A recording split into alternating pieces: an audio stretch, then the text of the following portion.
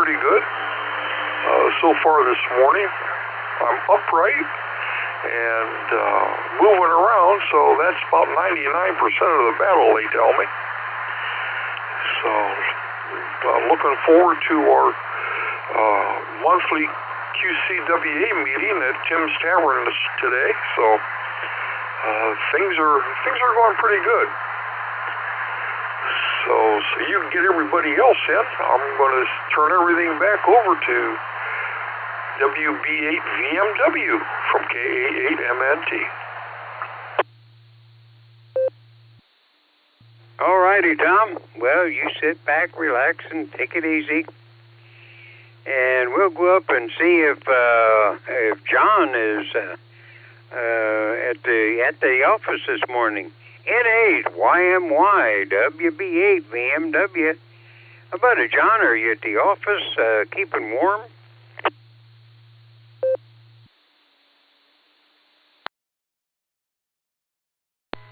WB8VMW N8YMY.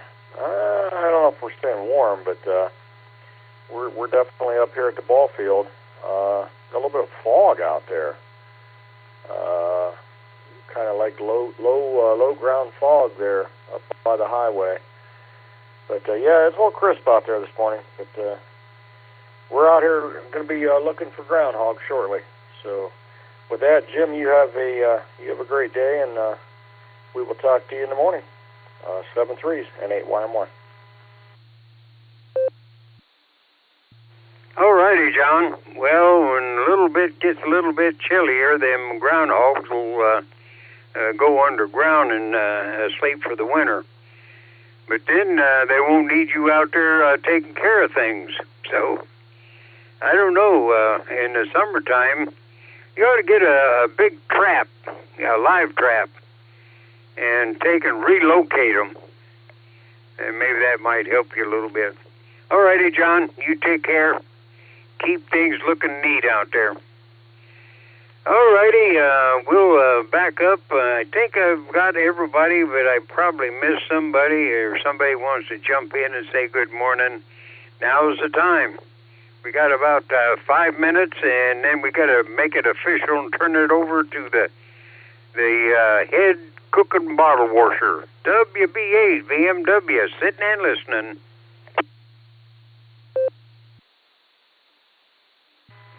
KB8LJ here.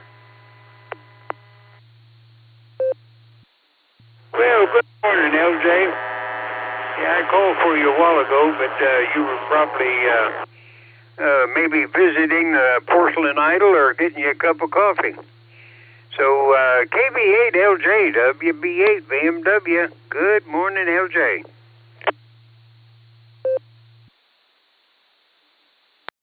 Well, good morning there, VMW and everybody in the group.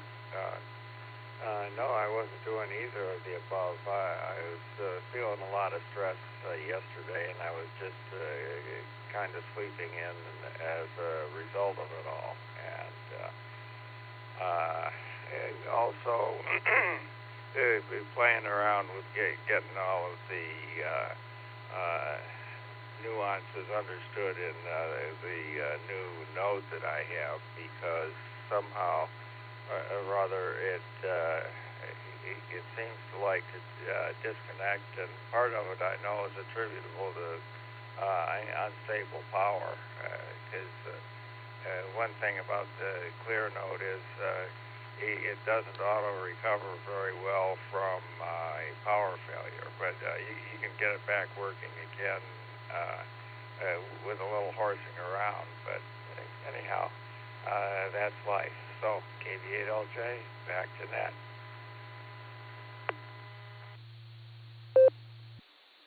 All righty, LJ.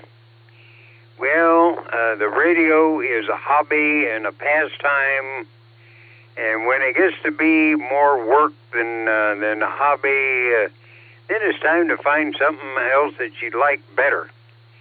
But, yeah, I like radio because there's not a lot of work involved, except when I go down to the basement and I start building an antenna. Yeah, I got a couple of antennas that I already got made up, and some. I got some transformers, all 9-to-1, 4-to-1. I got them laying there, so I got stuff. If somebody needs something, we got it on hand. If not, we'll make it up for them if we can. Alrighty, LJ. Well, just lay back. And I got about 2 minutes before I turn this over to Fred, and he can make it official. So we'll back up and let somebody else in that wants to jump in and say good morning. WB8VMW.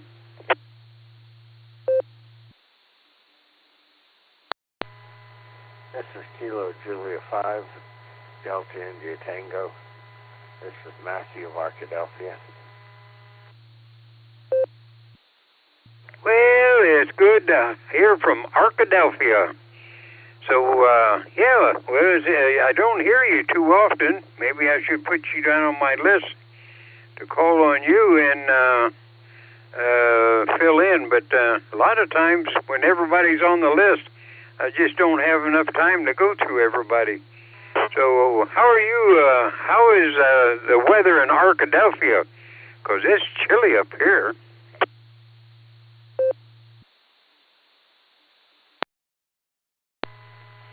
It's getting cooler. And if you want to put me on your list, that's fine. I'm usually up with one of my grandchildren about the time I hear from you. I usually pick you up about 30 minutes to a quarter till. And there's one making noise because he's not allowed on the switch or the tablet until about 6 o'clock. But we're going to reprieve him soon. And you can go ahead and carry me on to the next show if you like. But good morning. And I enjoy hearing from you. 73.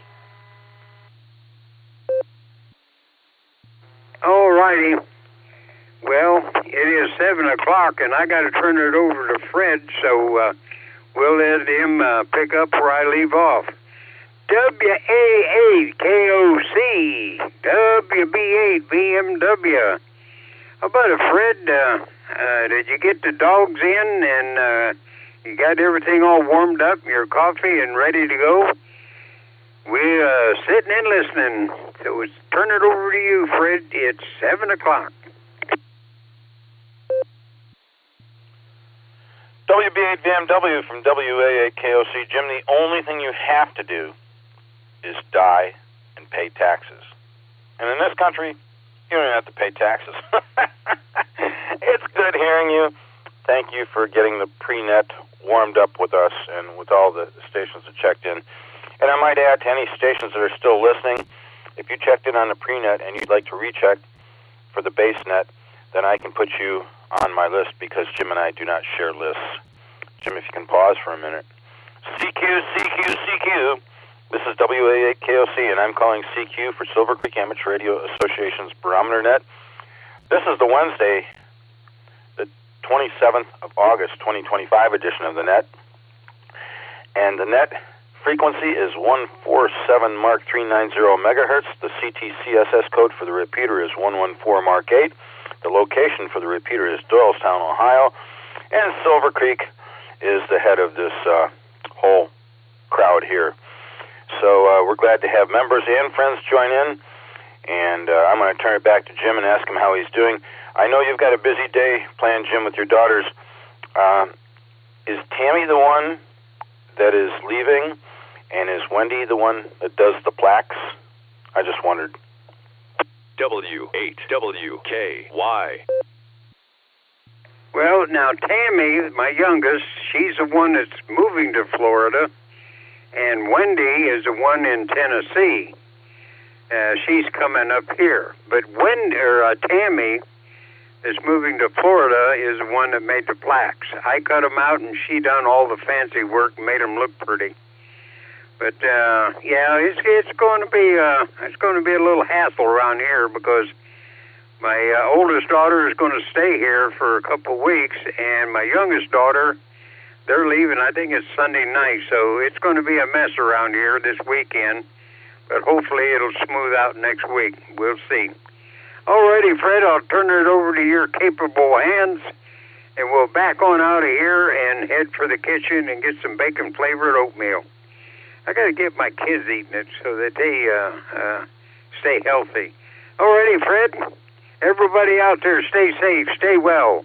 WBAVMW. Back to Net. Okay, Jim, well, if you would do me a favor and give Judy our best from both Roseanne and I, and if you'd give Tammy a hug and let her know that I'm thinking of her. Denny crosses my mind quite frequently.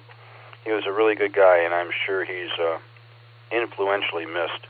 But yeah, hopefully you have a good day with the family, and be safe, and I'll talk to you in the near future, hopefully. 7-3, Jim.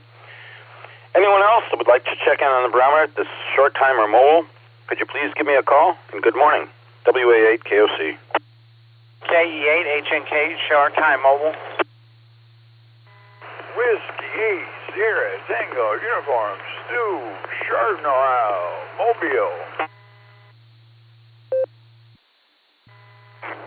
KE8 OWX, Kilo Echo 8, Oscar, Whiskey X-Ray, mobile. In and out.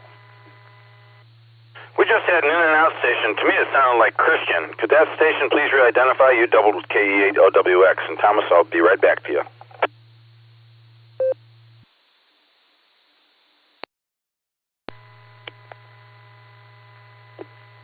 Roger that. This is Kilo Foxtrot 6, Peace on Earth. 73s, everyone. In and out, Christian, in battle. Brother Christian, thank you for coming back in. I didn't want to take liberties and guess that was who I heard, but we're glad to have you in here this morning. I got you in and out. Take care of yourself, Brother Christian. We'll talk soon. Anyone else for this round? It's Alpha 8, Charlie Tango. I'm short time, Fred. Good morning, Brother Fred. 88 Victor, Mike Mobile.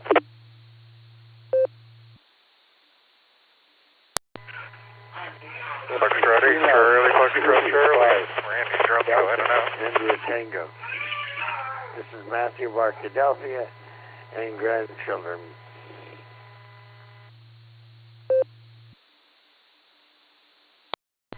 Here is K8JAX, Portable Pedestrian.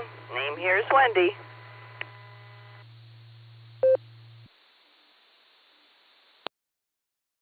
Kilo Echo 8, Tango Lima Bravo, KE8 TLB. Randy in the brake limo. I'll be in and out. And 73, God bless everyone. Have a great day.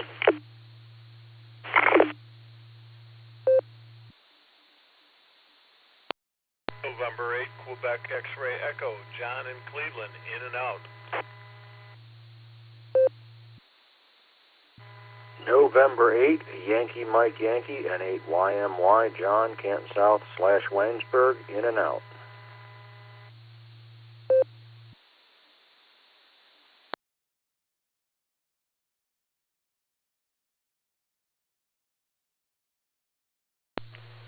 Yeehaw!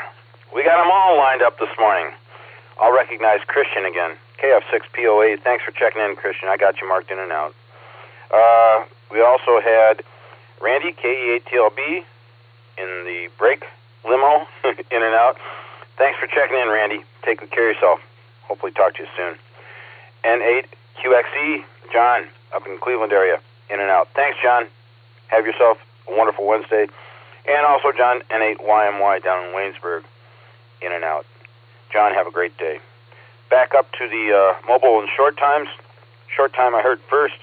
KE8HNK, WA8KOC.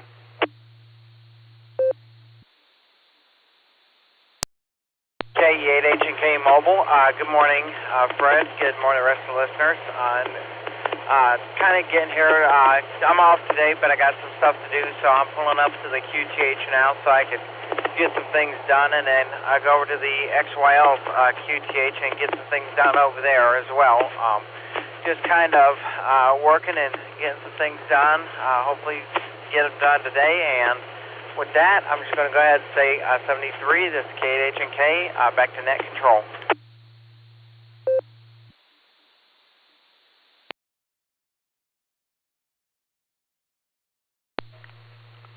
Okay, Elmer, have yourself a great day. Stay safe. Talk to you soon.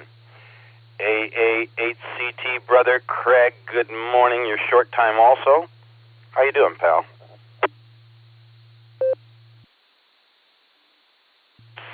WA8KOC, good morning, Brother Fred. I'm looking at a beautiful sunrise and a beautiful day, and I am out of here in about 3 minutes. So to all the Barometer Netters out there, have a wonderful day.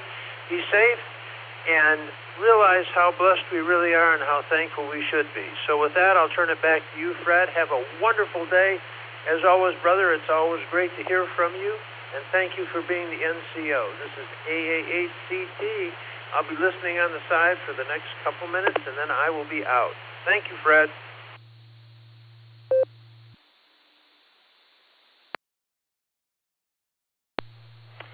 All right, Craig, you take good care of yourself. Whatever you're up to today, enjoy it. Make it a wonderful Wednesday, and it's always a pleasure to share a QSO with you. Take good care of yourself, brother. 7-3. That solves the short time issues, so we'll get into the mobiles here. W8STU. Stu, good morning. Good to hear you. WA8KOC for the net. How are you?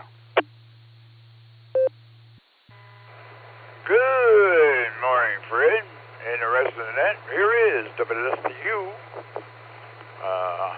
Going southbound on Auburn Road, heading to Munson, on the way to work. When I got in the truck this morning, it said 49 degrees. I'm wearing a short sleeve shirt. I turned my heat on in the truck, but at work they keep it 74 to 80 in the hallway, so I'll be plenty warm. The senior citizen community, so I'll be nice and warm. But, well, I hope everybody has a great week, rest of the week, and weekend coming up. I guess I have a 3-day weekend coming, so I'm happy about that. This is the first time I actually ever had weekends and the holidays off, so that's a good deal. But with that, I'll say 73, big A8 to the ladies. And until we talk again, God bless everyone. Back to net control. WSTU.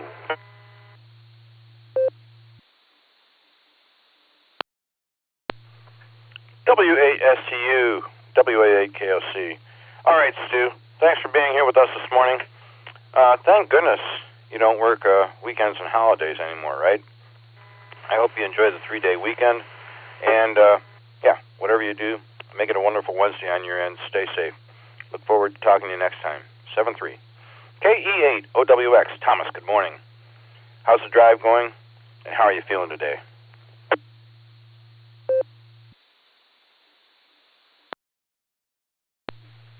Hey, good morning, Fred. Drive's going okay. We're pretty tired today, but we're glad it's the middle of the week. I got a cold brew in a can. I think it's a Starbucks. Because I forgot to make coffee, so it's filling in for that job.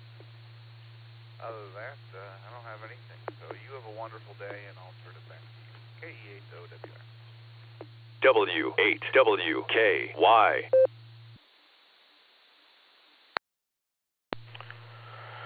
Thomas, sorry to hear that you don't have your normal cup of coffee.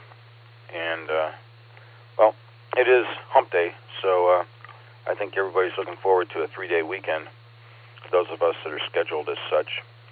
You take good care of yourself. Drive safe on the rest of the way into work. Always a pleasure to say good morning to you. And if I don't get a chance to say hello and see how you're doing, hope you guys have a wonderful Labor Day weekend. I think that's this weekend. Anyway, 7-3, buddy. Let me see. Who else have I got here? KD8VMM. Brian, how's the drive going for you? Everything okay with you this morning? WA8 KOC.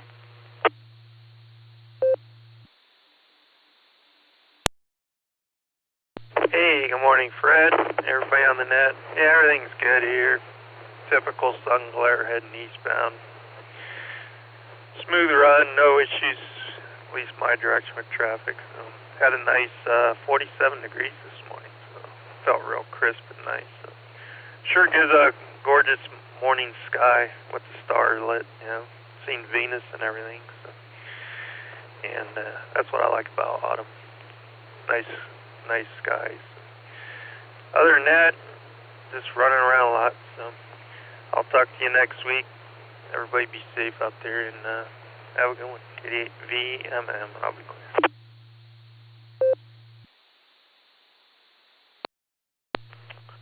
Brian, thanks for being here with us this morning. Appreciate it. And yeah, if we don't get a chance to connect before the weekend, have a wonderful weekend on your end. And stay safe. Appreciate your report, and glad to know there's no hassles on the road for you this morning. 7-3, buddy. KF8 CFC. Randy, I don't know if you said you were in and out, but if you're still there, take it away. It's all yours.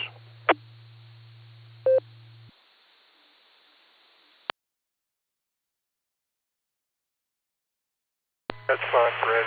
Yes, I was in and out. Have a great day, everyone. KFC. Randy, my apologies. I was rushing to copy all the call signs down here on my sheet of paper. You have yourself a wonderful Wednesday. Thanks for checking in with us as always. Always a pleasure to hear from you. KJ5 DIT. Matthew, good morning. Good to hear you. Take it away.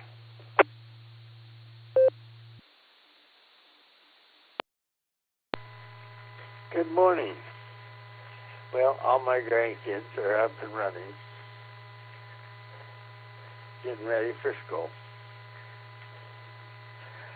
Well, we're looking at about 60 degrees outside, and that's a long way from 100. So I'll take that. Gonna have a busy Wednesday. Also celebrating one of my children's birthdays today. So we're looking forward to that. Thank you for picking me up. Y'all have a wonderful Wednesday. 73.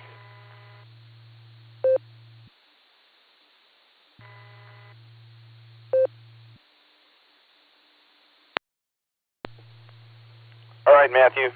Thanks for checking in with us. I heard you in with Jim on the pre-net. Glad I got a chance to say hello.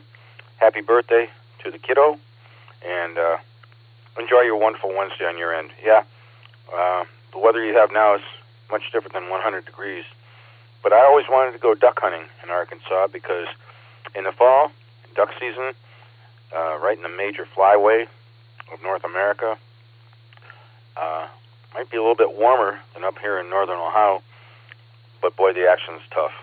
Take care, Matthew. 7-3, talk to you soon. K8JAX, Ms. Wendy, it's great to hear you. Hopefully I haven't held you up too much. How are you and Rod doing? And how's Ms. Lucy? WA8KOC.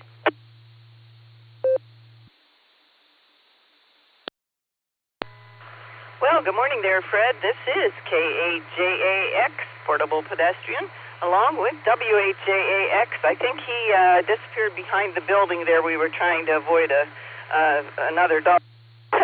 Anyway, he's here too with K9LUCY. She's doing pretty good.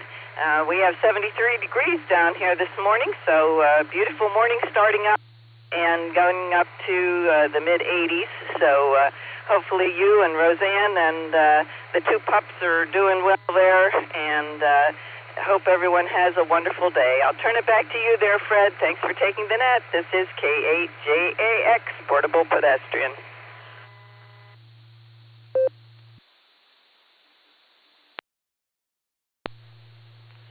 Wendy, it sure is good to hear from you. Give Rod my best, would you? And give Lucy a pat on the head for us. We're good here. Roseanne's busy with work, but we're good. And the dogs are fine. My only issue is concerning Mr. Wilson, K8AMX, who is Wasn't very good yesterday when I saw him, so we'll see what happens. Anyway, take care. 7-3, we'll look forward to hearing from you guys soon, and have a wonderful weekend on your end. As I said, KE8TLB, N8QXE, N8YMY, and they were all in and out. Folks, if you're still listening, have a good one. Wonderful Wednesday to you. Anyone else for the Barometer Net? Good morning, everybody. Again, W88KOC. Pod toaster. Enter pod toaster. Just me on the early check-in.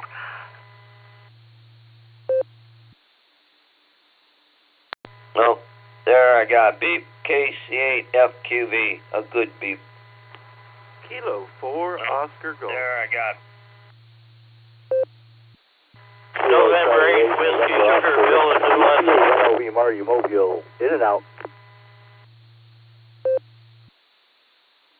Kilo, Foxtrot 8, Delta, Tango, Papa, KF8, DTP, in and out this morning.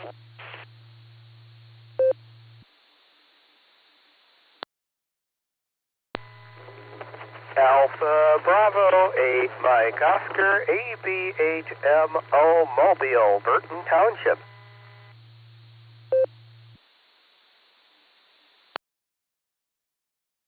November 8, Whiskey Sugar, Bill in New London. Well, Bill, believe it or not, I got you the first time when you collided with the KC8FQV naturally. Andy, I got you too. I don't know if you're the one I missed, but I'm going to read you guys who I've got, because there were many, many collisions that round. KE8SFS, and right along with Mark, somebody came in and doubled with KC8FQV. I got KC8FQV, K4OG, N8WS, KC8NOV. Marty, you're in and out. Thanks for checking in. Appreciate it. Have a wonderful Wednesday.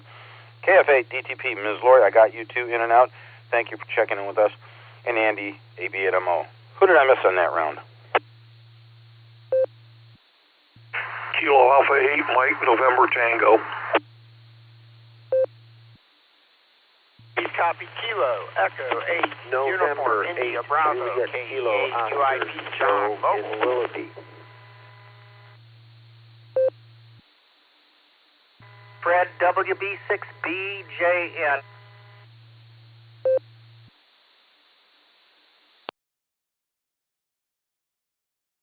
All right, added to the list, KE8UIB Mobile, N8JKO, got you, Joe, and WB6BJN. Also got you, buddy. I'm going to get the mobiles in and out of here so they're okay. AB8MO. Andy, good morning. Glad to hear you, buddy. You doing okay this morning?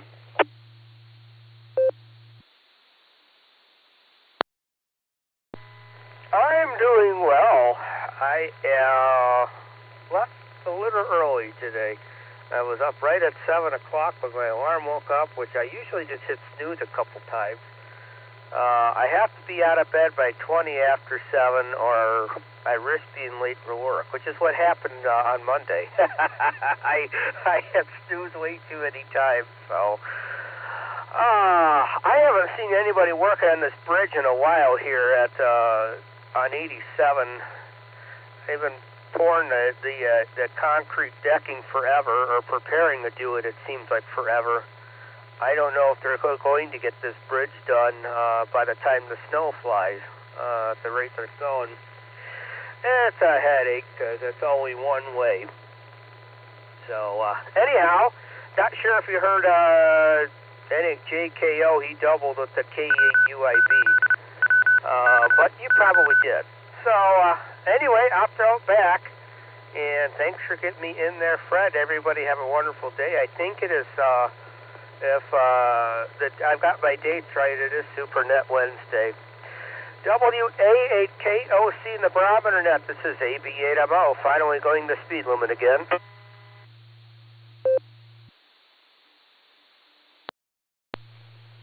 Andy, thanks for taking the time to check in with us this morning. Glad to know you're a little bit earlier than later this morning. I hope you have a wonderful Wednesday. It is SuperNet Wednesday. I think I was planning on having Just Nick, KD8SLG, join us and give us a rundown on what's going on. for the day today on Silvercreek. Yeah, you have yourself a wonderful Wednesday. Be safe on the road. I look forward to talking to you soon. KE8UIB, Johnny, good morning. You're up, and I hope your morning's going well also. WA8KOC from KE8UIB. Good morning, Fred, everybody out there on the net. Oh, my morning is going on. It's busy, that's for sure. Traffic's busy. It looks like it's going to be a busy day, but on the positive side, it is the halfway mark through the week. And, me and Lori both had it pretty good this morning. She had to open up, so she had to I'm stuck behind the trash truck trying to get around it, so I can keep trucking along. Yeah, but that's for sure. But good to be on the good to hear everybody on that. So with that, this is KE8UIB. I'm going to hand this.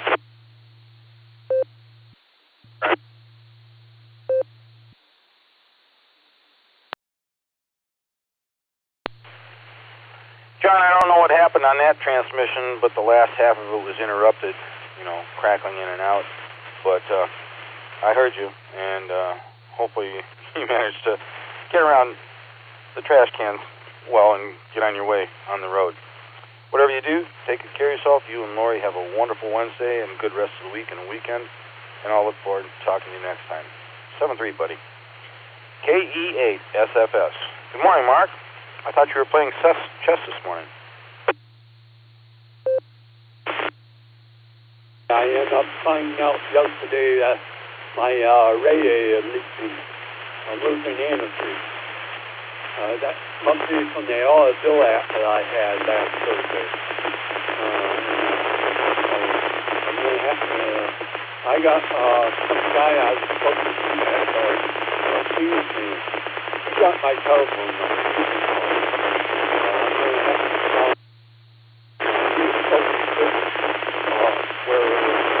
Open up my hood. I can't get my hood open.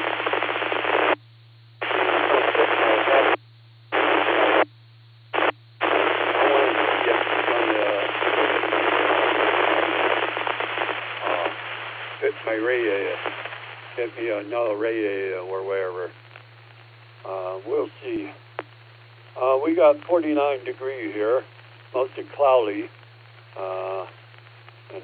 But it's supposed to turn out to be a nice day, Only going to get up to 65 today, and supposed to get down to 49 tonight again. Oh shoot!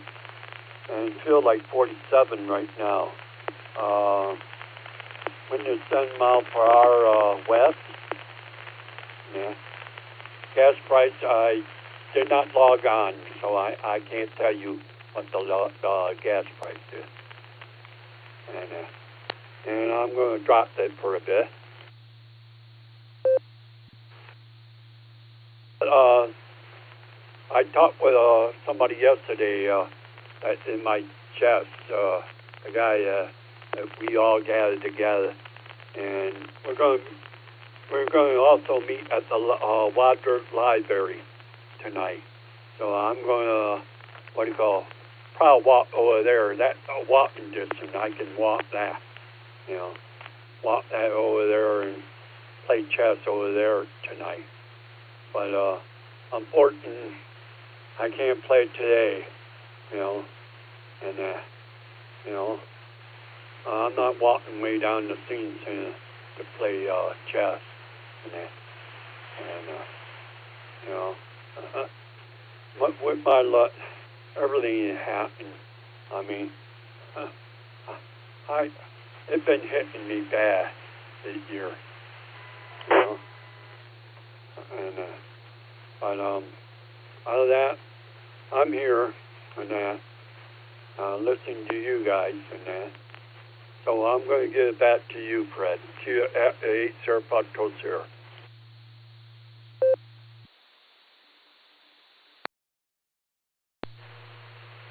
Mark, the good news is you can walk this evening to go play chess, and I hope you get the leak fixed with the radiator, wherever it's coming from, whatever hose. Yeah, it's a miserable mess. Sorry you got to contend with that. But thanks for checking in with us this morning. We appreciate that. And whatever you do, try and make it a wonderful Wednesday, pal. Stay safe. I'll talk to you soon. KA8MNT, WA8KOC. Good morning, Tom. How the heck are you? It's good to hear you.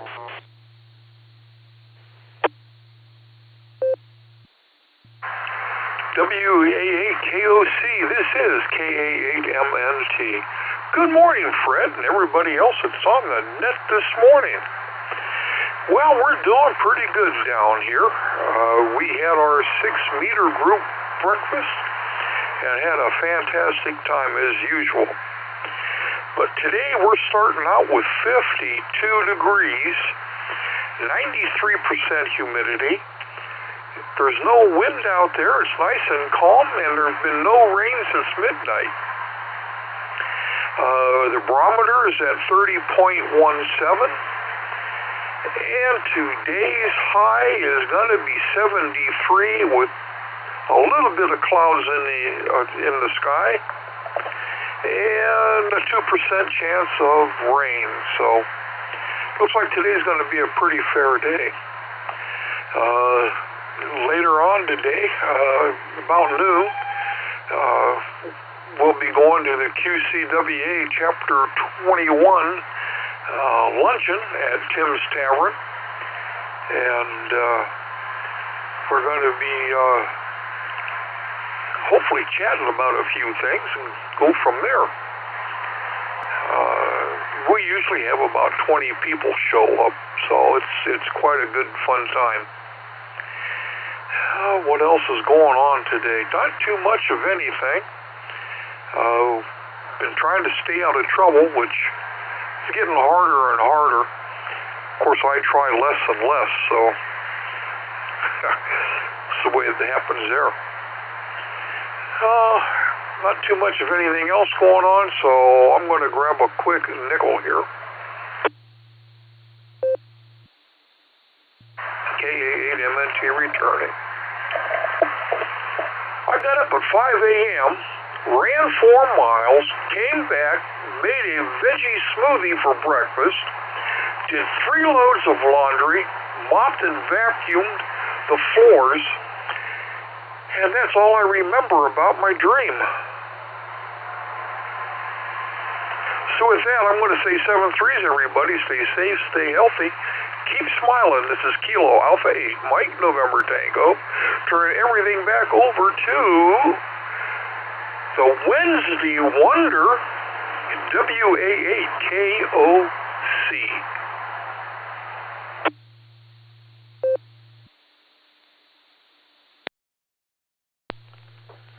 Tom, that's one heck of a dream. And I might say that the ladies would be very proud of you if you could accomplish all that. All right. You have a wonderful Wednesday. Give Linda our best. I hope you guys enjoy the meeting here today, QCWA. Give them my best also, if you would. And we'll look forward to talking to you soon. 7-3, buddy. KC8FQB, WA8KOC. Good morning, Mark.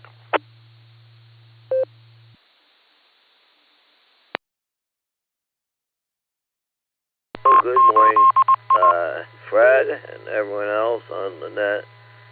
Yeah, hopefully Jim is good. Well, you said something that you about Jim, so I guess he is up and going good.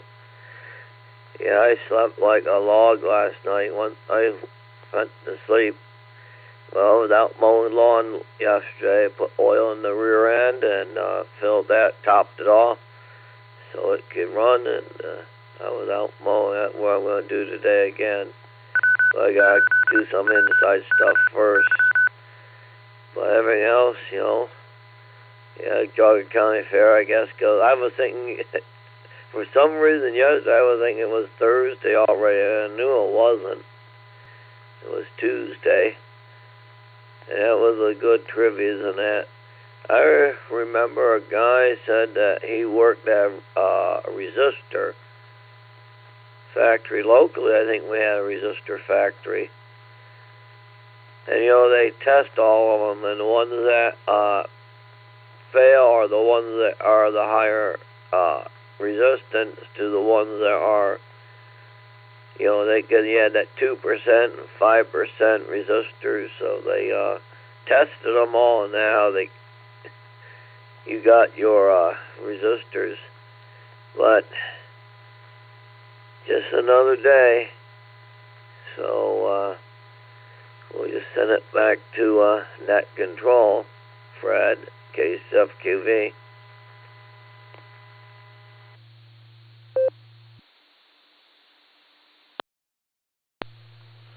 Thank you for your check-in, Mark. Have a wonderful Wednesday. Stay safe. K4OG, the other Mark in Copley. Good morning, Mark. I hope your morning's going well so far. Over to you. WA8KOC.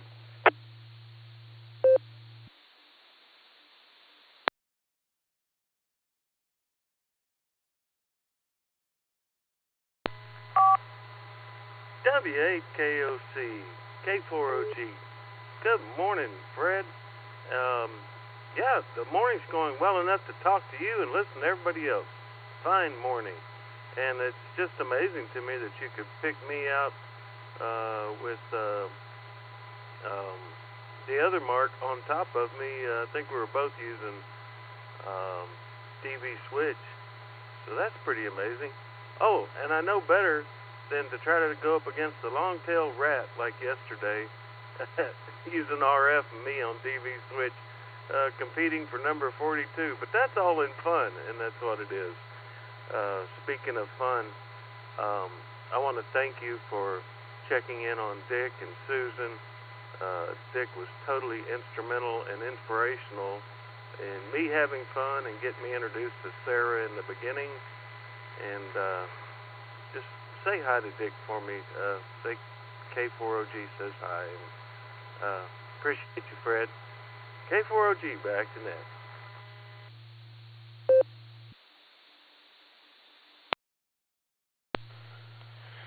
Mark, great hearing you this morning. Thank you for being here with us. I try not to miss anyone that checks in.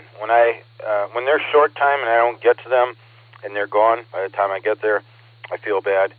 And when I just can't pick voices or portions of call signs out of a collision and then I miss them, that makes me feel bad too. I will give Mrs. Wilson your best wishes. Dick is no longer coherent. He's in pretty bad shape, so I'll let her know what you said. And you take good care of yourself and have a wonderful Wednesday and good rest of the week. I imagine you're headed south the end of the week here. Be safe, buddy. I'll talk to you soon. 7-3. NAWS, National Weather Service. Bill, good morning. Are you behaving yourself this morning? I used to ask you and Dick that. Now you're the only one left. Over to you.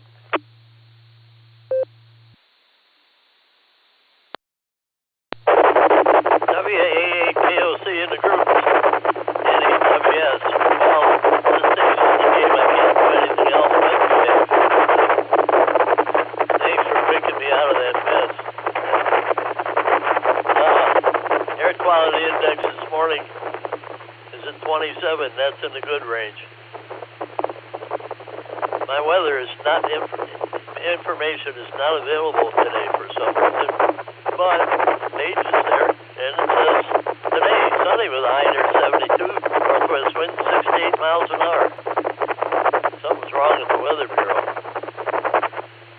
My sunrise 6:50, my sunset 8:11. Length of day 13 hours 21 minutes. Getting shorter every day. Solar flux indices at 202. Sunspot number 185. A is 8, K is 1. Geomagnetic field is very quiet. E-skip predicted on 4 and 6 meters. That's kind of unusual, but there it is. Tropo is at a 0. I said that, I think. SpaceWeather.com. Starship 10 launch success. First Starship 10 didn't explode. Then it accomplished almost all of its mission objectives. SpaceX's massive Starship combined with Super Heavy booster lifted off from Starbase, Texas on August 26th at 6:30 p.m. For the first time, Starship successfully deployed 8 extra-large Starlink satellite simulators. into orbit, paving the way for future expansion of mega constellations. Then it landed a soft splashdown in the Indian Ocean. There's a launch video there if you want to see it. It takes some time though. Next article is 31 Atlas really a comet? Interesting. And they got some pretty neat pictures there too, showing. There's a graph and everything. That's a pretty good article. If you got time, take a look. Currently, there's 13 sunspot groups on the sun. That's more than we've had in quite a while. So, if they don't start flaring, we might have some activity on the radio today. That's about it for me, Fred. Everybody have a great rest of the week. We'll catch up to you tomorrow if we can. WAA-KOC in the group, 7-3 everyone, and 8WS.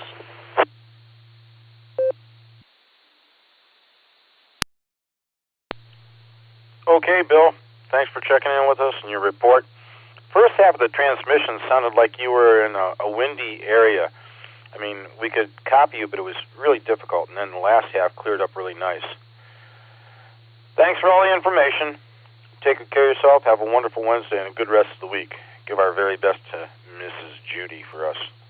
7-3, Bill. NHJKO, WAA-KOC. Good morning, Joe. How are things up in Willoughby?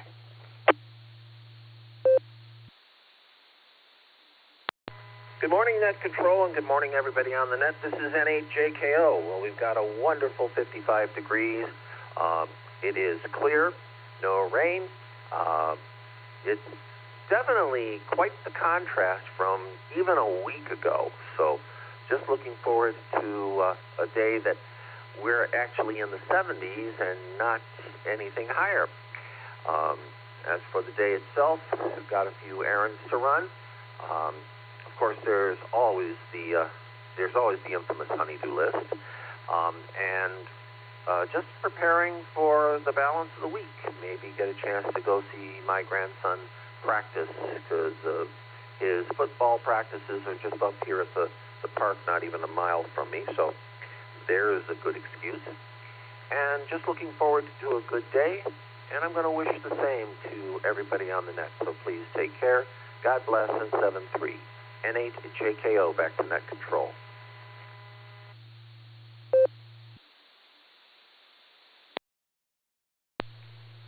God bless you for being with us this morning, Joe. You take good care of yourself. Enjoy your day. It should be a pretty nice one. And, yeah, it's a little bit different from a week ago. Whatever you do, enjoy the rest of the week as well, and have a great weekend. Look forward to talking to you next time. 7-3. WB6. BJN. Good morning, Mark. How are you? Sorry it took me so long to get to you. The list goes kind of long lately. Over to you.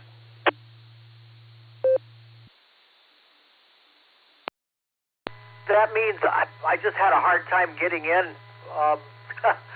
over all of them, and I got another net coming up here around 6:45 for the Tennessee phone net coming up. So on HF, but hey, no problem. It'll be a while before they get around to my call over there. But just want to make sure I get weather for you guys, and on to my next deal there, Fred. Doing a good job.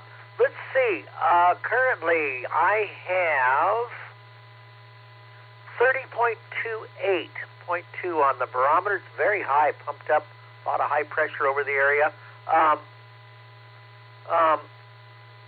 48.4 degrees. Now, you know, last week, early in the week, I was talking temperatures in the morning in the 70s, and now we're talking 40s, 48.8 degrees, 48.4 degrees, and that's incredible. That's we've got a Arctic air mass, or a Canadian air mass, that came down.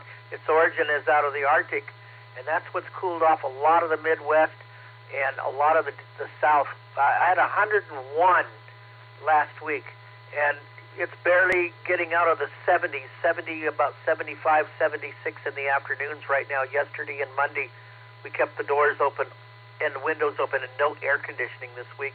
Dry, dew points in the 40s and 50s. Just absolutely fabulous weather.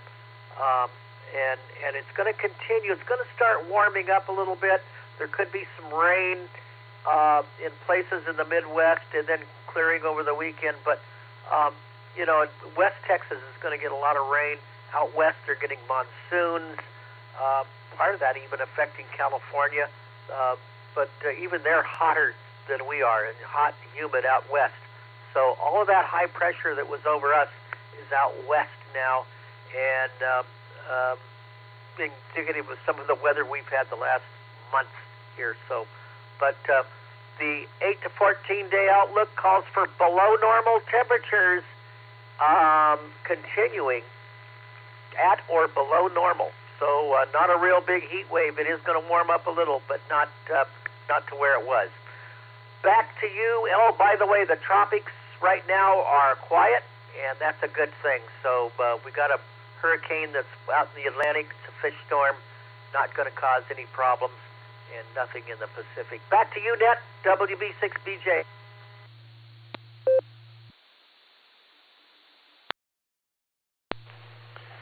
Mark, as I understood it, it was going to be one heck of a year with the hurricanes. I don't know if that'll come to fruition, but I remember living in Florida 2004 to 2006, and 3 welcome wagon hurricanes, Hurricane Charlie being the worst one that hit me.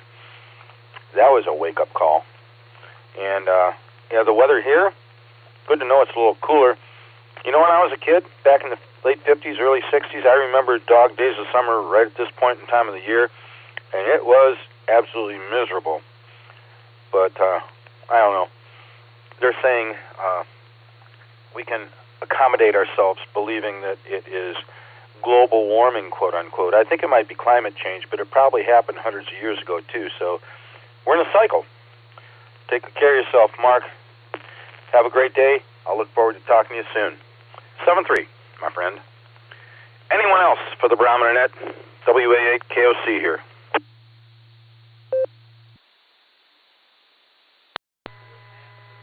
KD8 VSH, Randy in Akron. Hey, good morning, Fred and the crew. Kilo Zulu 8, Bravo Lima Delta, Brian Mobile. I'll be in and out. KZ8 BLD.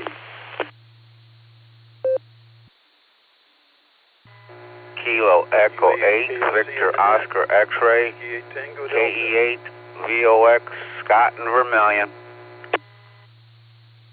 Also K8AGW, Carolina 8, Alpha Golf Whiskey, down on the north coast. Hope I'm not in a collision again, Fred. We're just checking in. Kilo Foxtrot 8, Echo Radio Zulu is Terry. KF80RZ.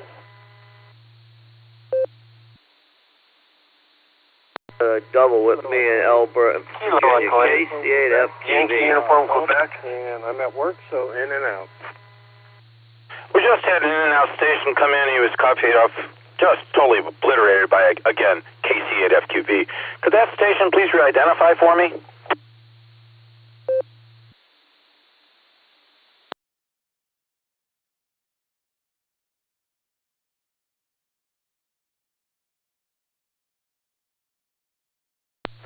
Unless somebody had a radio on a different frequency. Last station to check in was saying they were in and out. Could the station please re-identify for me?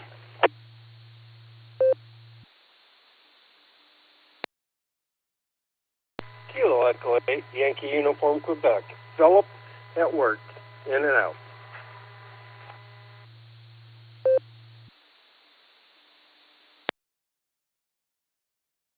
Okay, Phil. Thanks for the check-in. I appreciate it. I marked you in and out. Have yourself a wonderful Wednesday and a great rest of the week. KC8FQV, go with your e-check.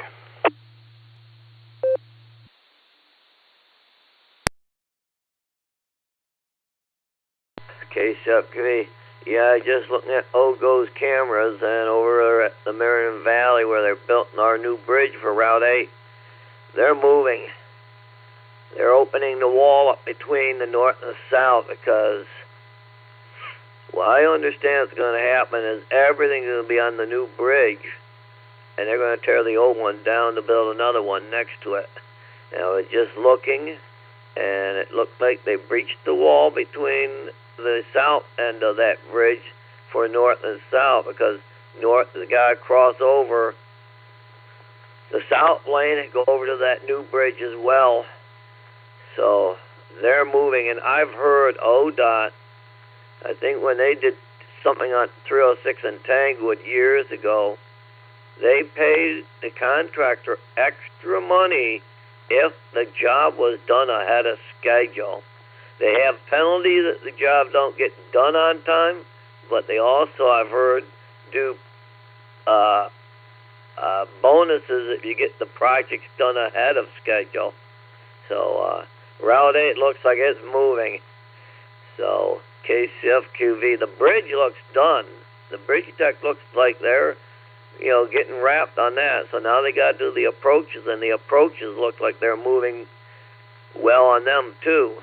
So, we got 3 more months of concrete pouring that they can do. So I think we're going to be, utilizing that bridge by winter. So KCFQV.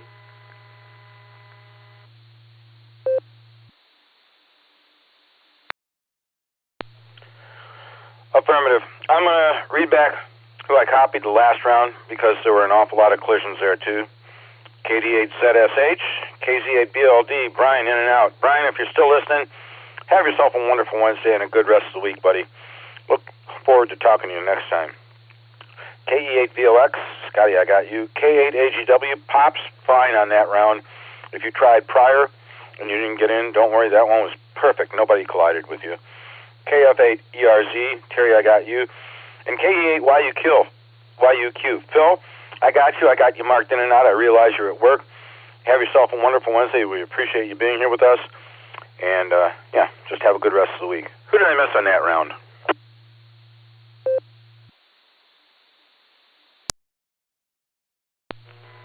Kilo, Tango Delta, Charlie Alpha, KT3 to BCA, Alexander, in and out. I just had an in-and-out station who doubled with W8TD. Could that station please re-identify for me?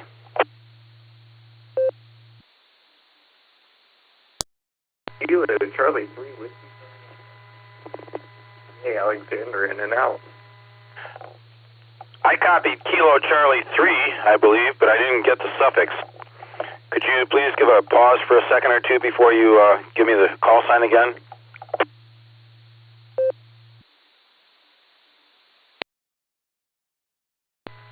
Yes, Whiskey Charlie Alpha, Kilo Charlie 3, Whiskey Charlie Alpha, in and out.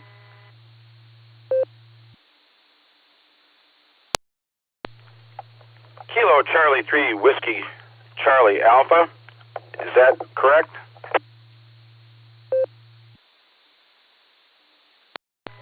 That would be correct. Kilo Charlie 3, Whiskey Charlie Alpha, Alexander, out of Helen, Montana.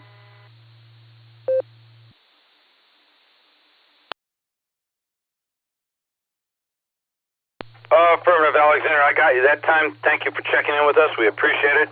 Have yourself a wonderful Wednesday, and drop back and spend some time with us when you can. We appreciate your presence. KD8ZSH, Randy, good morning. Good to hear you. How's everything with you over in Elliott? WA8KOC for the net. W8WKY. KD8ZSH, good morning, Fred. Good morning, everybody. Oh, doing pretty good. Was listening here a little earlier, and then got politely told by my dogs that my presence was requested at the back door. So, oh well, got to do what you got to do. Just wanted to wish everybody to have a really great day. The only thing we got going tonight's Bible study, so enjoy the day and enjoy the fact that it's not snowing yet. This is KD8ZSH, clear, back to net. 73s, everybody.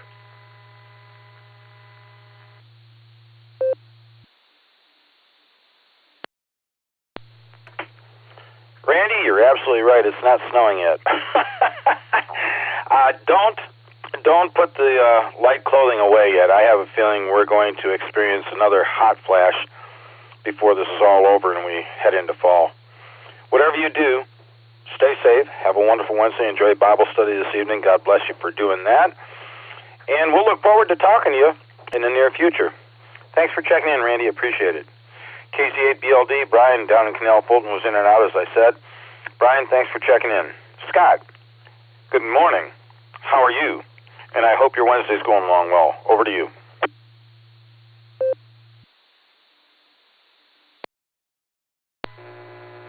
Well, good morning, Fred. Good morning, all the listeners. This is KE8VOX Scott up here on the shores of Lake Erie in Vermilion, Ohio. It's going along just great so far this morning, Fred.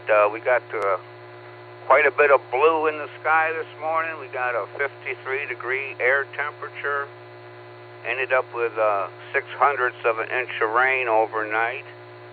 And, well, the lake's looking pretty good. They probably foot and a half waves on it. The lake temperature is 74.8, and don't have a whole lot of wind up here today. Between 3 to 1 mile an hour out of the south-southwest, and well, it's been warming up pretty quick as soon as the sun got up, popped up, started warming up pretty quick. We started out at 43 when I got up a couple hours ago, so it's gone up 10 degrees here. But had a great time yesterday at lunch, and that's pretty much about all I did yesterday. I didn't do a whole lot. Made the club net last night, and that's pretty much it, Fred. Just a slow beach life kind of day yesterday. But sending my thoughts and prayers over to Dick and his family, and I guess everybody have a great day. This is KE8VOX sending it back to net control.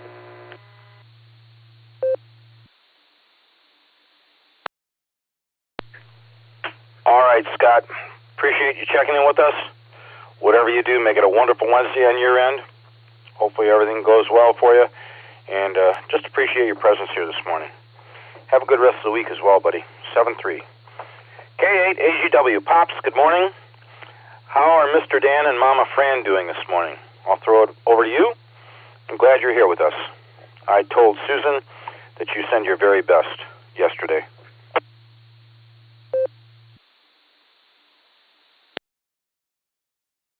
Hey, everybody from K8AGW here.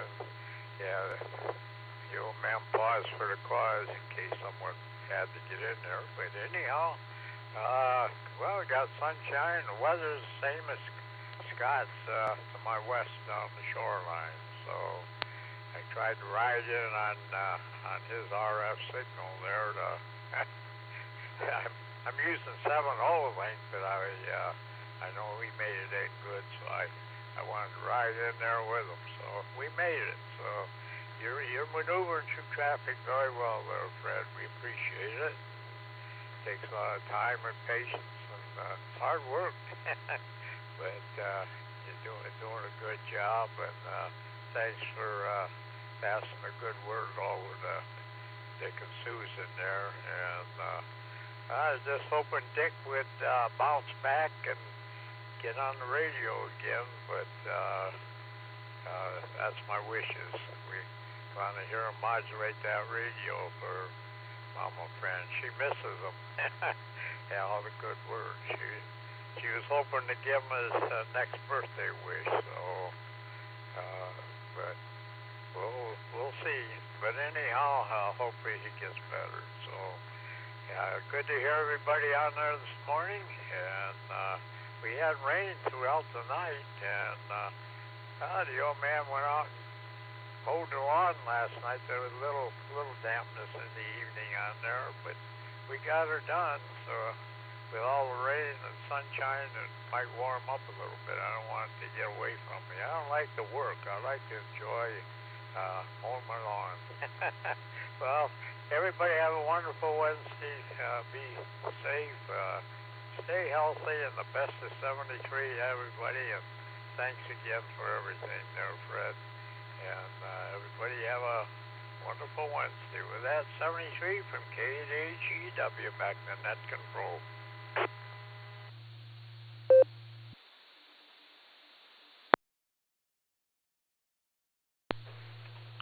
Thanks for being here with us, Pops. If I can be of assistance to anybody, it makes me feel useful, and I feel better about myself. Whatever you do, give Mom and Fran our best. You folks have a good rest of the week. Sincerely appreciate your chance to say good morning to you, and we'll look forward to doing it again in the near future. 7-3. KF8ERZ. Terry, good morning from WA8KOC and the net. How are you?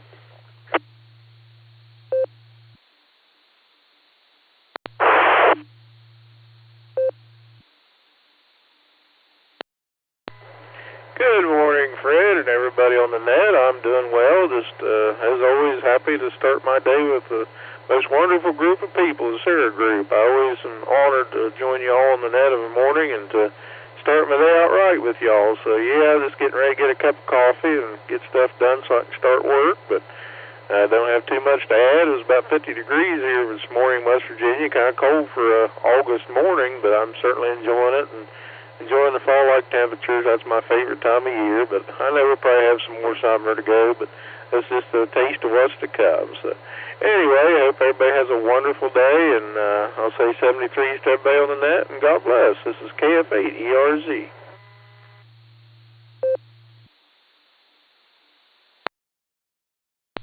All right. Good enough, Terry. You have yourself a wonderful Wednesday. Thanks for being here with us on the Barometer Net. We appreciate the kind words. Whatever you do, have a good rest of the week as well. And enjoy this cooler weather we got. I think most people are enjoying it. 7-3, buddy. As I said, KE8YUQ, Phil over in Wadsworth, was at work in and out, and KC3WCA Alexander over in Helena, Montana, also in and out. Gentlemen, have a wonderful Wednesday. WATD, John, good morning. Good to hear you with us this morning. Sorry it took me so long to get to you. It's all yours. WA8KOC. WA8KOC and the net. WATD. Good morning. Good morning, all. Well, I just enjoy listening to the net. Nothing to contribute today. Hope to see everybody soon. And talk to everybody. WA8KOC and the net. W8TD.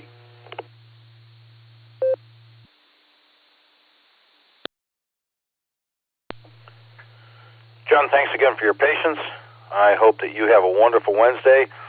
Hopefully the garden is flourishing, and I don't know, it seems like vegetables, once they're going, they still grow fine in this little bit cooler weather, as long as the sunlight hits them.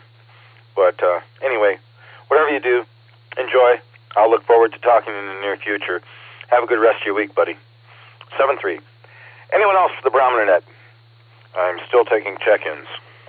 W8WKY.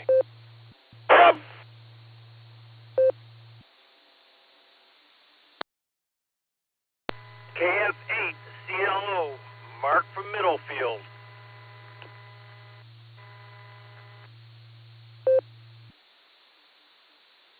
Please copy November 7, Victor Alpha, November, N7 VAN. Brian, I'll be in and out today. Fred, 73.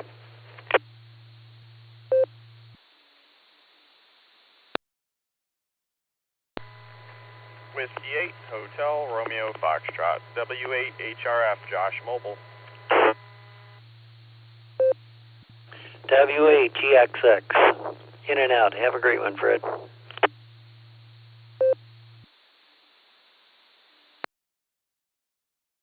November 8, Quebec X-Ray Echo, John in Cleveland, in and out.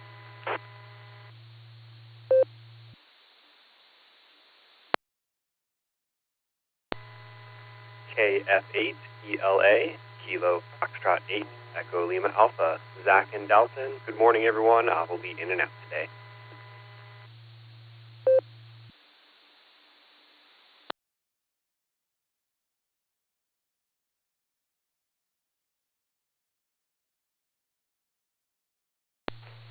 Okay, I have added to the list KF8CLO. Mark, I'll be right back with you.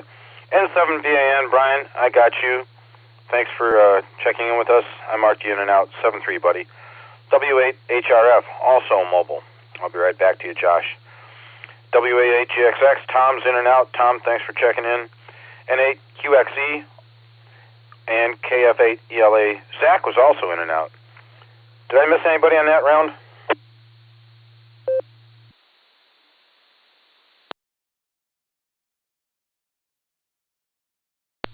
All right, hearing nothing, I'm going to get the mobiles first. KF8CLO, Mark, I don't know if you were mobile. I think you might be. Over to you. Good morning. Good morning, everybody. I guess I'm always a mobile because I'm never in the same spot twice when I call you guys. So right now I'm over in Sagredo Falls. Got 2 projects going. Guys, I got 2 trucks going. Having all kind of fun. Spent the night last night sitting and watching people walk into a Amish funeral viewing, and there had to be 500 people there. It was a little hard to watch. So other than that, I've been doing just hanging out, having fun, playing on my radio, trying to get used to it, and that's it for me today. 73 is all, and this is KF8CLO. Back to the net.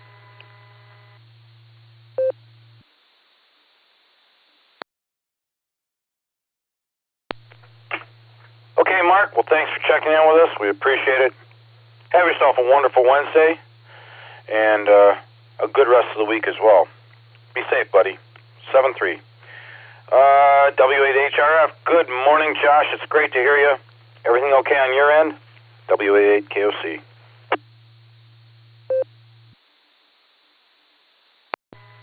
WA8KOC, W8HRF. Good morning, Fred, and everybody on the net.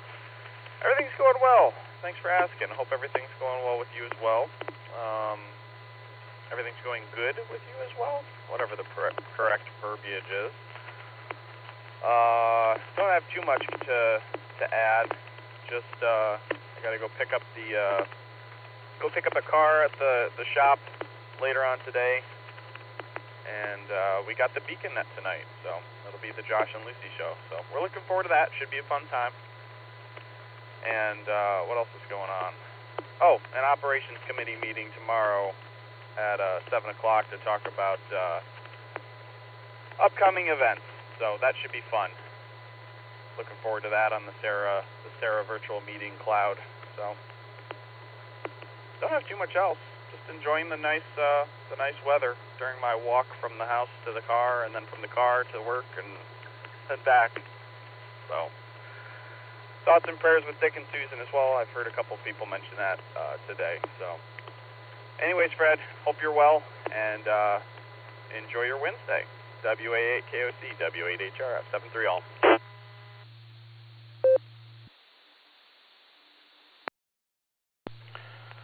Josh, appreciate you checking in with us this morning.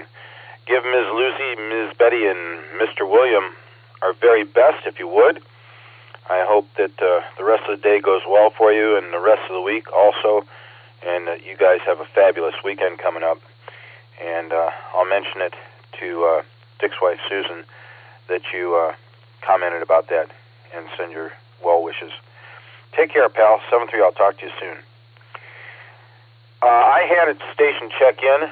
They checked in and out earlier, but now they're again checking in. I don't know if that was a mistake or not, maybe on my part. N8QXE, WA8KOC. Morning, John.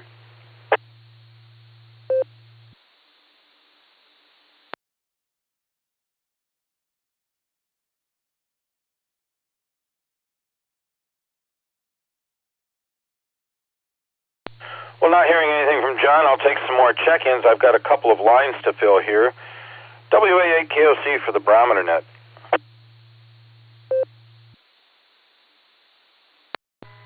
Kilo Foxtrot 8, Delta Yankee Echo, KF8DYE, Michael, in South Euclid.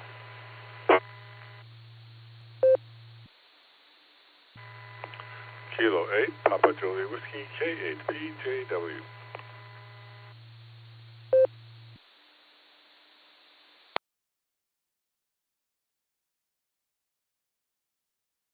Alrighty then, I added KF8DYE and K8PJW. Phil, you'll be on deck.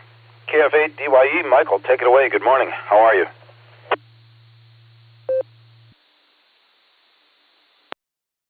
Good morning, Fred, and everybody on the net.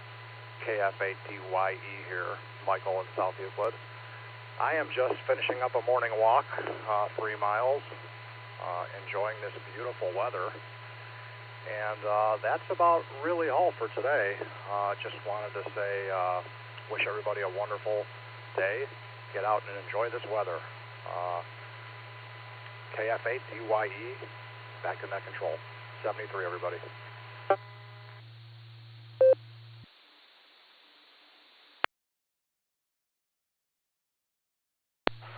All right, Michael, anytime you want to chime in and join in with us, we'd appreciate it.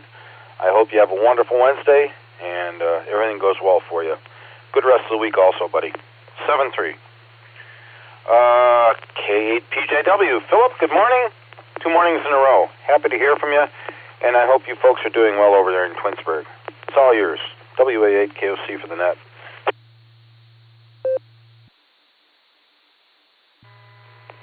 W8KOC, K8PJW. Good morning, Fred, and good morning to the Barometer netizens out there. Great to hear everyone. Yeah, we're doing fine here. We're, like everyone else, enjoying the cooler weather, so we're happy for that.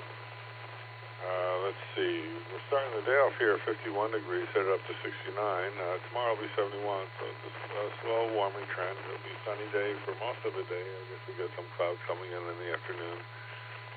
Barometer's at 30.21, and the conspiracy gods are starting to shine a little bit on us. They dropped a couple of cents. We're at 347 now. So I mentioned on our vacation we were heading down Route 36. I actually skipped over one of our stops, which was Marysville, Kansas. As we were coming in, we see all these little black squirrel statues, and we finally came across a plaque that explained it all. I guess a long time back there must have been a circus that had come through there with a cage of black squirrels, and some mischievous young man opened up the cage and let the squirrels go, and so they ended up multiplying it, so that's become their mascot now. So all over the town you see all these little black squirrel statues that are theme related based on the building they're in front of, and so that was kind of cool. Let's see. And then we also discovered it was the first Pony Express station and barn, so it'd be the first place where the rider would actually switch horses and continue on the way. And there's a nice museum there that explains the whole thing. And we were actually there a few minutes late after closing time, and we're looking through the window, and the guy opens up the door. He says, "Hey, you want to come see the museum?" I said, "Sure." So we had our own personal tour of the museum, so that was a lot of fun. So moving on down Route 36, we stopped at Bird City, Kansas, and we stopped into a little cafe there, and a very homely, hometown type place. It was Sunday afternoon, so there were people there eating Sunday dinner, and this man just kind of sat at our table and really friendly like. He says, "Hello, my name's Elmer." And then he started talking about the Bird City and all that, and he said, "Did you see the Thrasher?" I said, "What was that?" And he says, "Oh, it's like it's an event where they display all these steam-driven tractors and harvesters and that kind of stuff." He says, "Yeah, they're still out there. You got to see them." So that was kind of funny. But we did end up going by there as we're heading out of town, and it's pretty awesome. They had quite a collection of antique tractors and farm equipment.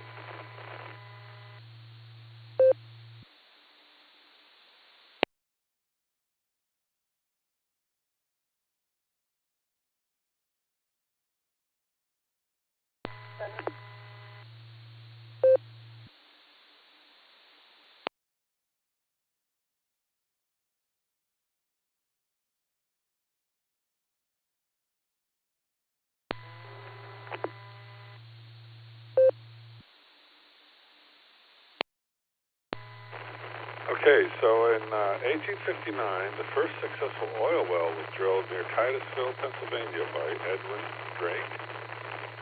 1910, James McCurdy sends his first aircraft-to-ground wireless message.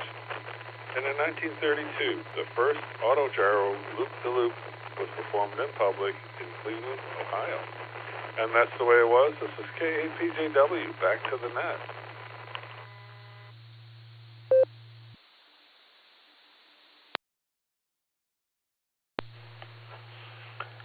Philip, glad to know everything is well with you out there in Twinsburg, and hopefully you have a wonderful Wednesday, what's left of it.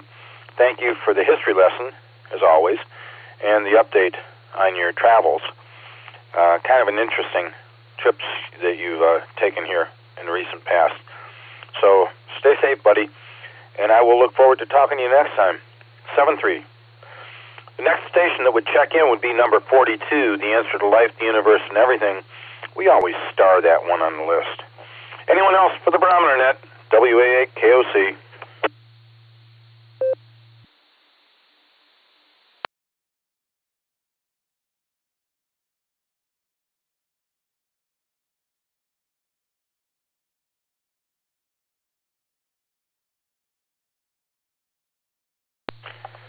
Well, we're sitting at 8:14. I have not heard from Nick yet this morning. I'm going to give him a call.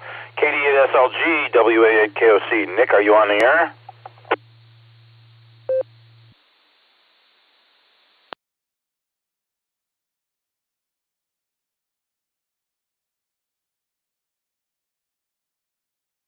Also, I have not heard from Ms. Nancy. She may have checked in on the early pre-net. KI5OZZ from WA8KOC in the net. Nancy, are you with us?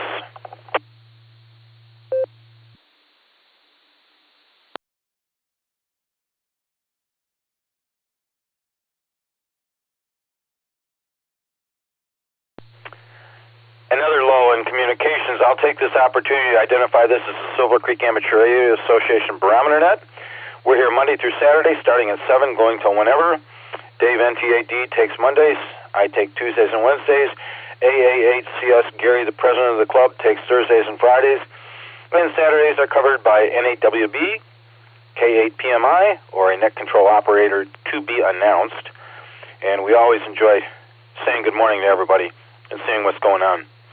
I'll make this the last call for the Barometer Net, and Kerry may get his number 42 this morning. Anyone else for the Barometer Net before we close it up?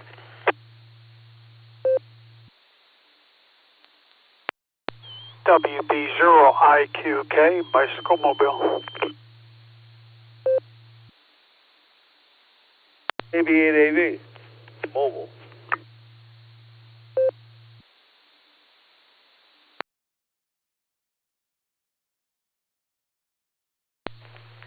Ah, my two cycling friends. WB0IQK, Mark, I heard you first. Good morning. How the heck are you? Good to hear from you.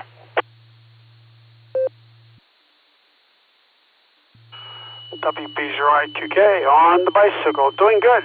Doing good. Just pulling out of the driveway here. So I'm getting started a little bit late. It's a little nippy this morning. I'm actually wearing a long sleeve shirt and blue jeans. So in fact, I wore blue jeans yesterday too. So it's 2 days in a row. So anyway, I'll be in shorts later on. I'm supposed to warm up a little bit. I'm going to be mowing the yard, I think, today. It'll be a major task. Anyway, thanks for getting me in here before you close the net. Hope everybody has a great week. Excuse me, a great rest of the week. WB0IQK.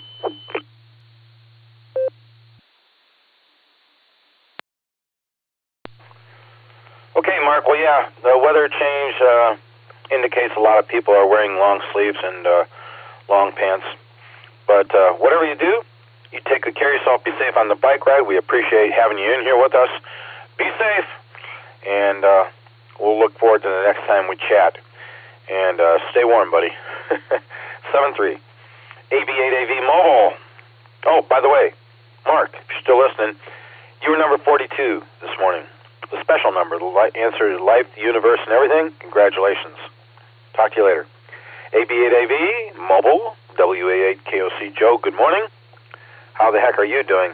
I have not got an answer yet about my luncheon engagement Friday. I don't know what's going to go on, but I will keep you posted and for sure let you know by tomorrow. Over to you. If you can, let me know. Again, it have to be around 10:30. If Mark's still listening, see if he wants to join us. If not, we can pick a day for next week. And so I'm on my way to see my daughter, and that's about it. And I have a civil service meeting today to attend, but that's not till 4. All right, over to you.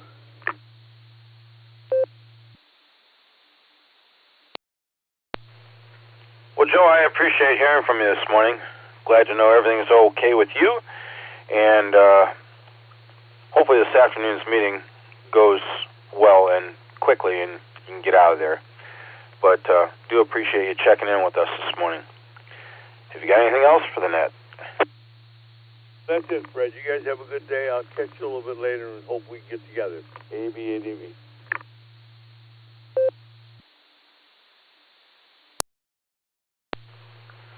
Affirmative, Joe.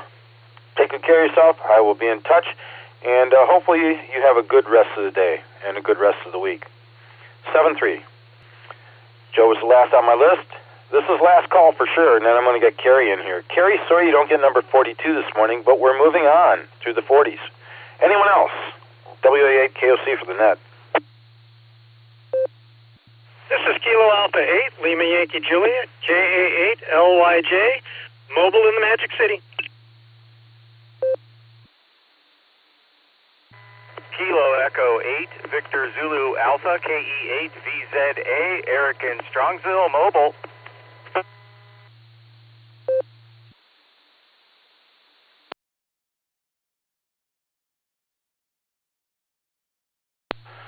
Well, there were 2 call signs I was wondering what was going on. Bob, I didn't hear you yesterday. Hopefully everything is well with you. I heard you first out of the 2 of you. Good morning, and how the heck are you? Thanks for being here with us.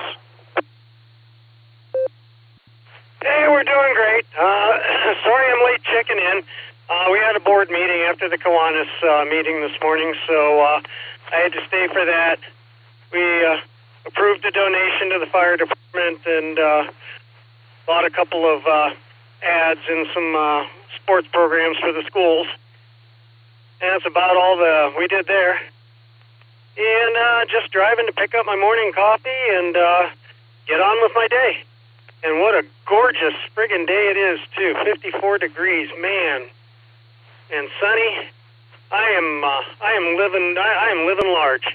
This is K8LYJ. W8WKY.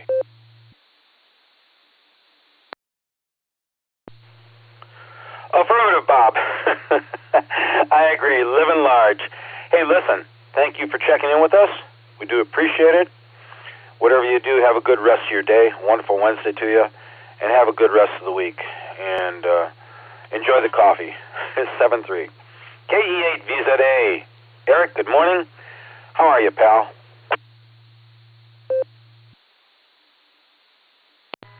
WA8KOC in the group, KE8VZA here, mobile in my way into the Big W. And it's a beautiful day over here in Strongsville. Sun is shining. When I got up this morning, my single mode weather station said 51 degrees. And the forward K9 weather observer was not pleased with the moisture on the deck and the chilly temperatures, and he was shaking. So we got him fed, and he's in much better shape now. So he will do okay. But anyway, that's about all I have to say today. And everybody have a wonderful Wednesday, and hopefully hear you on some nets later on today. KE8VZA, back to you, Fred.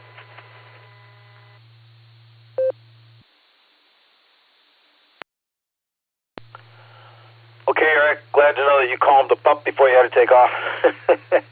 Whatever you do, make it a wonderful Wednesday on your end. It's great to hear you, and should I not get a chance to say hello, hopefully you'll have a good rest of the day and good rest of the week.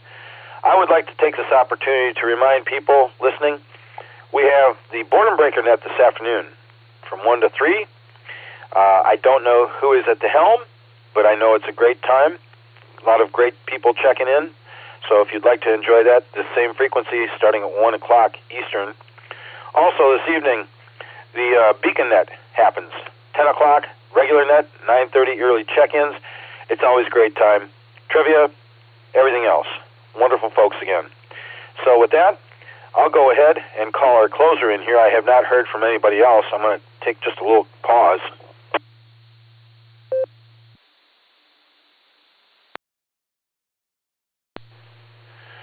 WACTM, the infamous closer of the Barometer Net. Morning, Kerry. I hope you're doing well. Appreciate you being here with us as a closer. It's all yours, buddy. Over to you.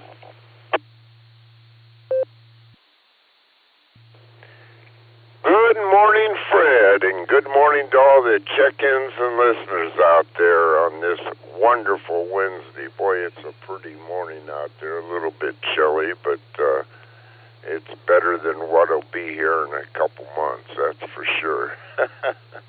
Anyway, I hope everybody enjoys it. I hope everybody has a great day out there. It's looks like it's going to be one. Anyway, really don't have anything this morning, except I do want to ask everybody to stay safe, stay healthy, and do a random act of kindness. That's always a good thing to do on a Wednesday or Thursday or Friday or any other day of the week. It's just a good thing to do. Put a smile on somebody's face. Anyway, that's about all I have this morning, Fred. And good net, great net actually. We got our number in there, and I think I'm probably number 45 or 46, somewhere around there. Not quite as good as yesterday, but those are pretty rare days that we hit up to around 50. That's great net, you know. Everybody get that many people to check in an hour or hour and a half or whatever it is a great net. Anyway, that's all I have. This is W8CTM. I'll say 73 to everybody and turn it back to WA8KLC. And Fred, you can wrap it up and ship it out there. And it's sad to hear about Dick, but keep him in our prayers and thoughts there, and hopefully he pulls out of this and gets back to normal there, but we'll see how that goes. But it's just a shame that we have to report things like his illness there. So with that, 73 all again, and back to you, Fred, to wrap it up and ship it out. Everybody have a wonderful Wednesday. Have a great day out there. And that's all I have. And back to you, Fred. 73, everybody.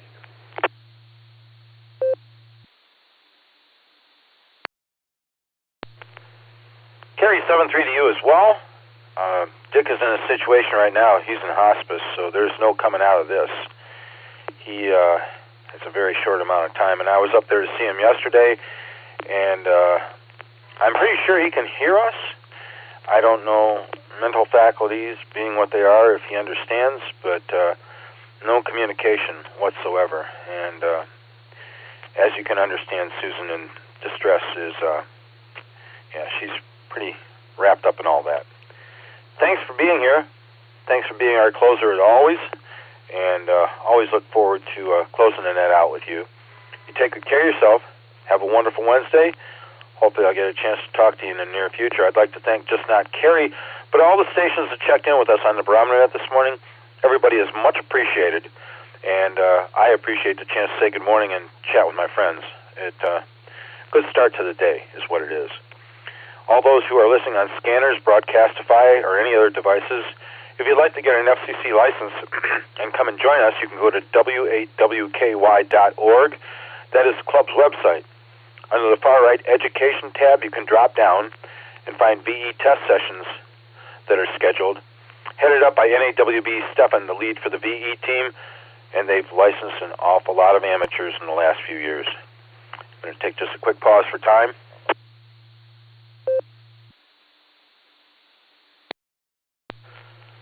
recognition to the starters of this net 35 or 37 plus years ago. Garlock K8BYR, Dorothy WBHATW, and Tom K8DSD. We appreciate them starting this net for us, and it's quite the net, let me tell you. Also, our net control emeritus, Ron KD8CVS, deserves recognition. He handled this net all by himself Monday through Saturday for years. Everybody, have a wonderful Wednesday. Stay safe. Enjoy the cooler weather we've got going here in northeastern Ohio. And we'll do this all again next week, God willing. I'll go ahead and return the repeater back to normal amateur use at 8:28 a.m. with 46 check-ins. Carrie, you were number 46. WA8 KOC clearing QRT.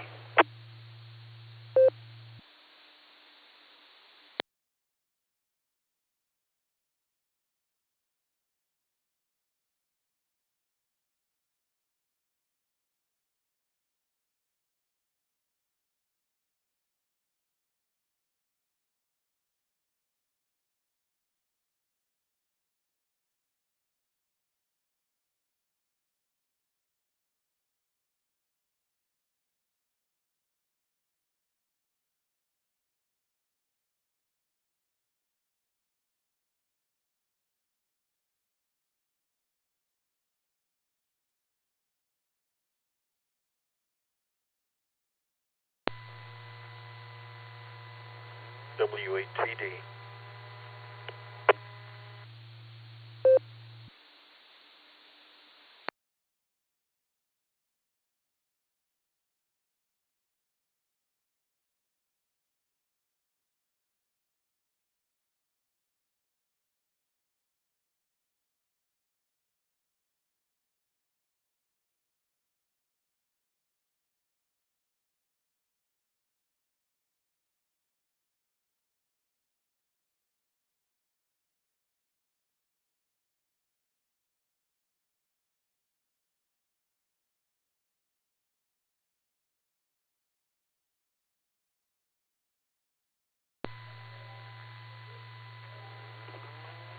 W8TD, this is Kilo Foxtrot 6, Peace on Earth.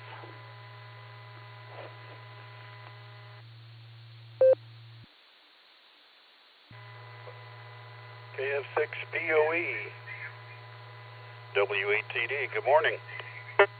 W8WKY. How's it going over there, W8TD?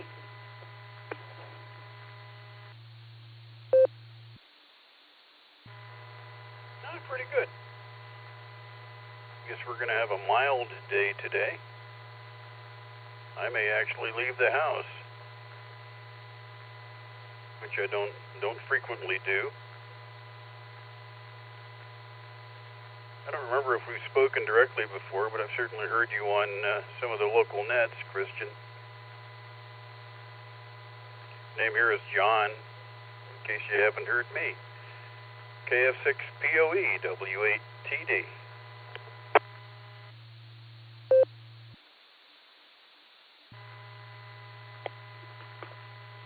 Oh yeah, I've heard you. I've heard you before. I don't know if we've spoken either, so that makes us equal. Same Z's. Same. But looks like it's going to be a good day. Gonna go visit my 98-year-old mother-in-law and my wife's cousin, who's also in her 80s or 90s. So, buckle up for that. We'll see how that all rolls out. Otherwise, I want to get a griddle going. We're gonna barbecue here. Do some hamburgers and such, and hopefully some outdoor stuff, collect some firewood and get the campfire going at the campsite on the back end of the property here.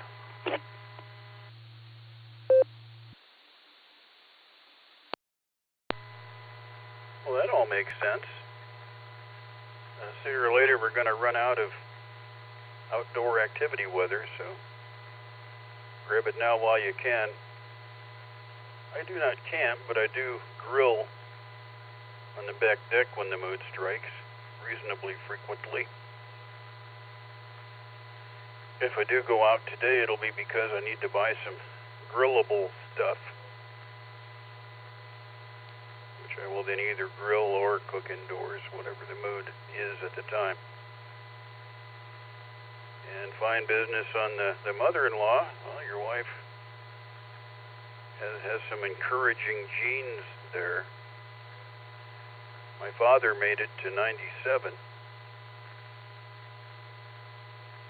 So I suppose I have encouraging genes.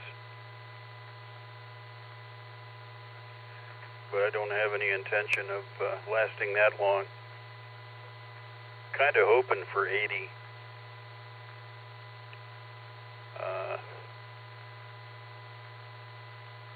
And we'll see what happens. I'd like to stay out of the nursing home at least that long. And I'm still trying to maintain that hope.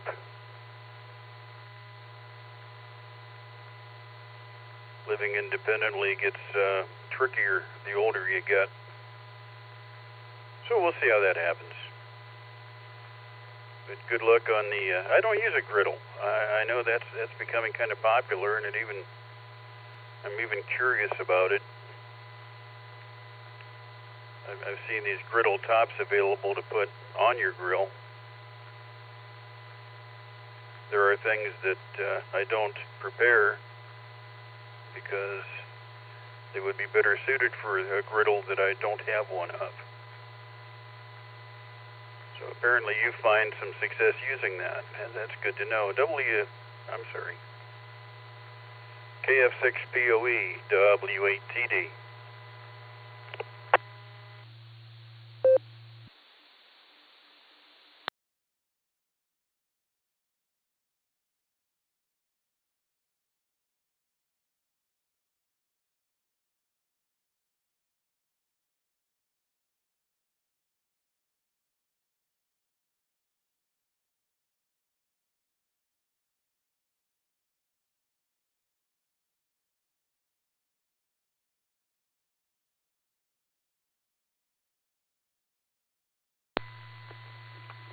Sorry for the pause.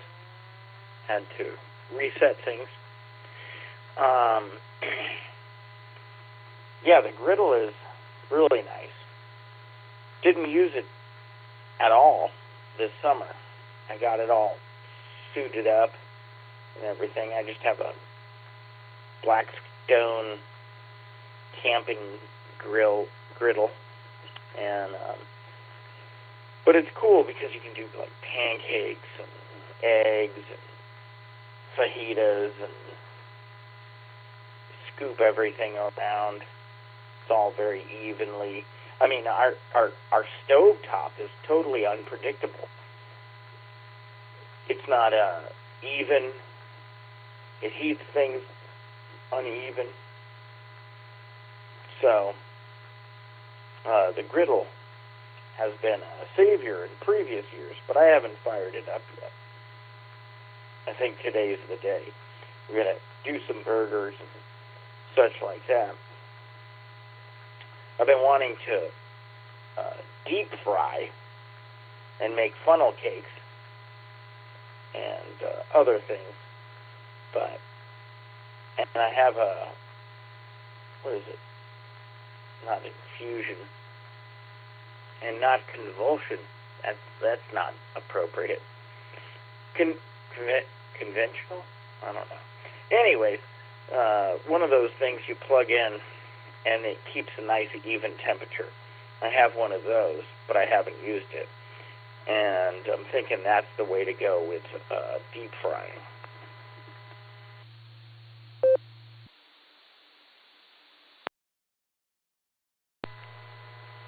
Well, that's another culinary technique that I haven't done. I don't fry in oil. I really never have.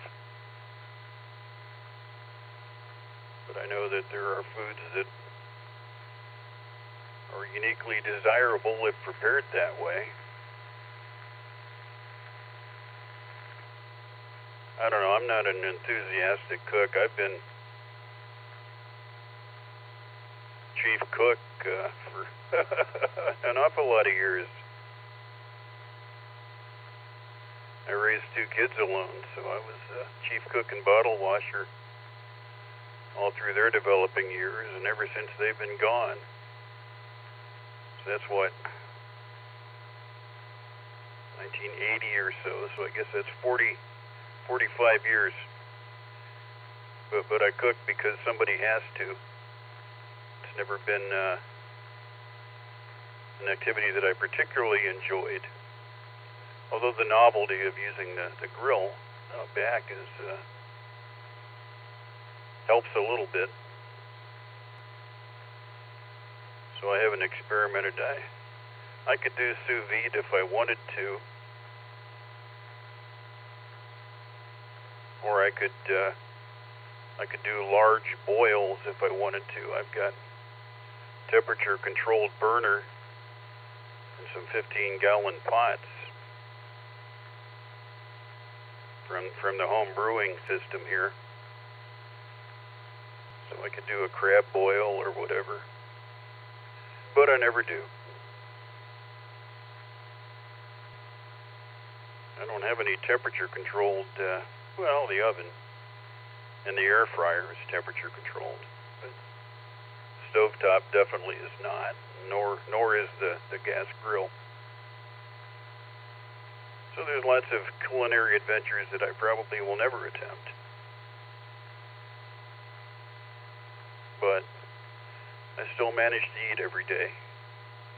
KF6POE, W8TD.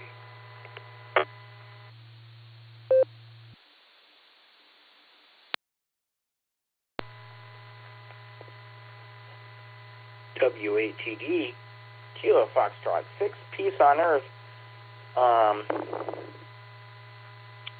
Yeah, I'm aspiring to cook. I've only made spaghetti and hot dogs most of my life, and haven't lived in any sort of a cooking life. And then I met my wife, and she cooks everything excellently. And now we have my son-in-law here, and he cooks everything excellently. And so I'm just learning from them. And you said you have a brewing setup? That's cool.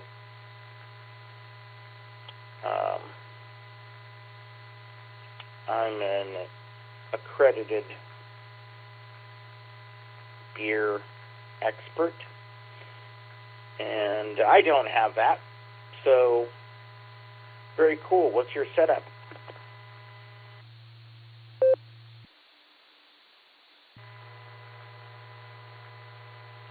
Yeah, I never went for the BJ, whatever it is, beer judging training.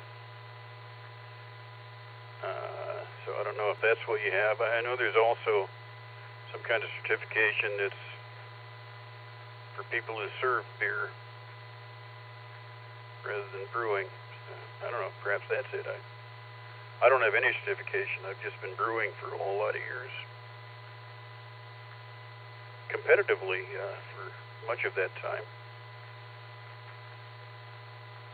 Used to try for medals and things. And generally got some. And some county fairs got best in show a time or two. The system I build it's called a HERMS system. Heat exchanger recirculating system. It's three 15-gallon pots. And the mash, where you do the conversion from the starches and the grains into sugars. I I control the temperature of that by recirculating that whole mash liquid into a heat exchanger in another kettle that is maintained at the desired temperature, so that the mash is constant temperature for controlled extraction. So there's a hot liquor tank, that's where the heat exchanger lives, and then there's the mash tun, which is where the mash happens, and then there's a boil kettle. And I transfer stuff between the different kettles with some high temperature pumps.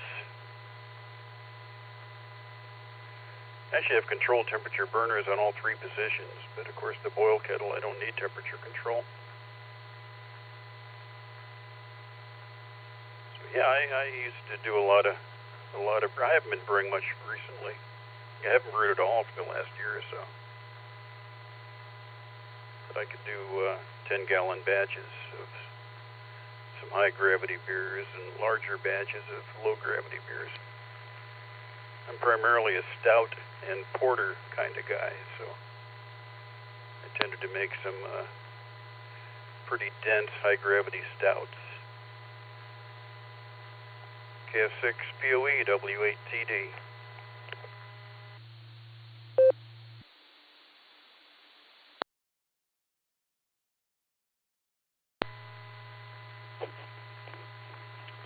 That's cool. Yeah, I was going to ask you what you brew the most. And stouts and porters. Hefty lot. Very nice. What was I going to say? That's a nice setup. Yeah, I got the Cicerone certification, which was the one you were probably intimating about. Cicerone beer server. And then I'm a certified sommelier in wine. And but that's cool. You've done competitions and everything. How did your competitions go?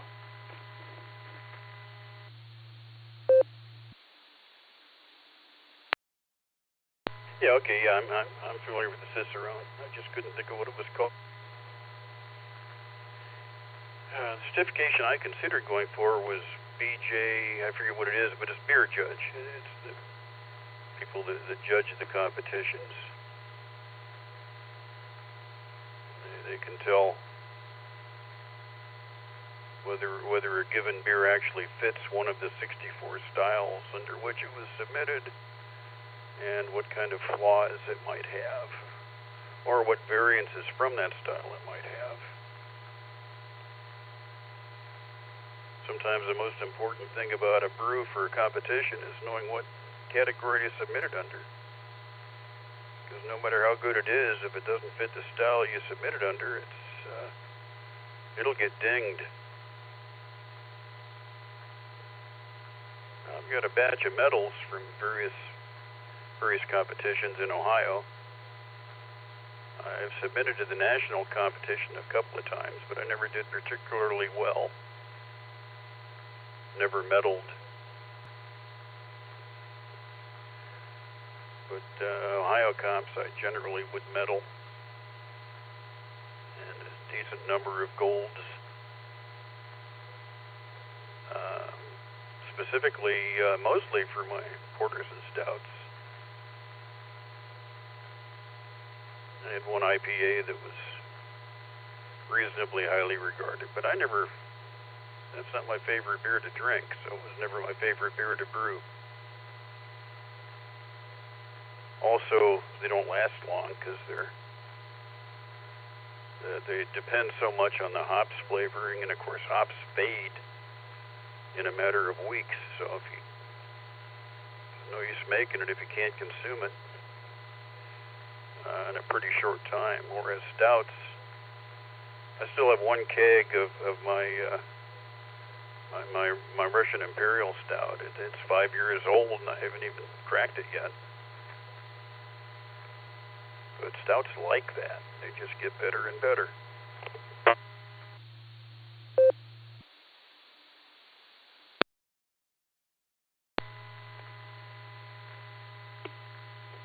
W8TD, Kilo Foxtrot 6, Peace on Earth.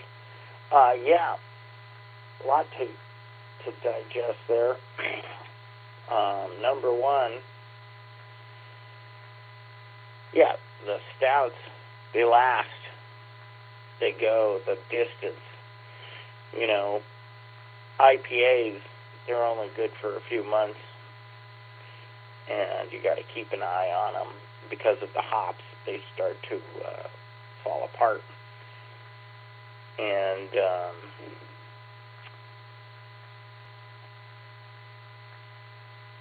that's cool. What else? You covered so many things that I wanted to say, and then I couldn't keep track of them because I was like, well, I'll mention that and that and that and that and that and that and that. So,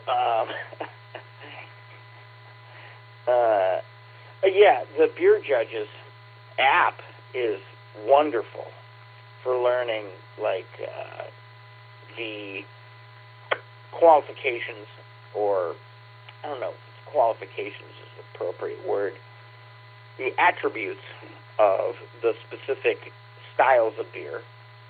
The Cicerone program has 72 styles of beer in their category.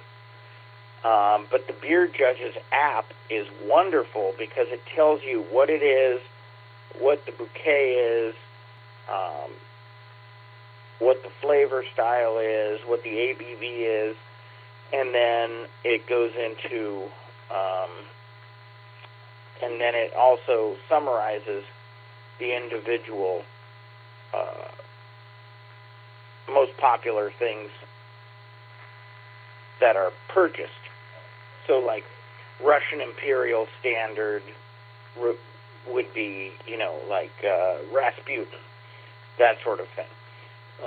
So it's all very delineated on an individual basis. And I don't necessarily recommend you already have the experience of making good beer, so I wouldn't recommend going into the nightmare drama of getting any certifications. W8WKY.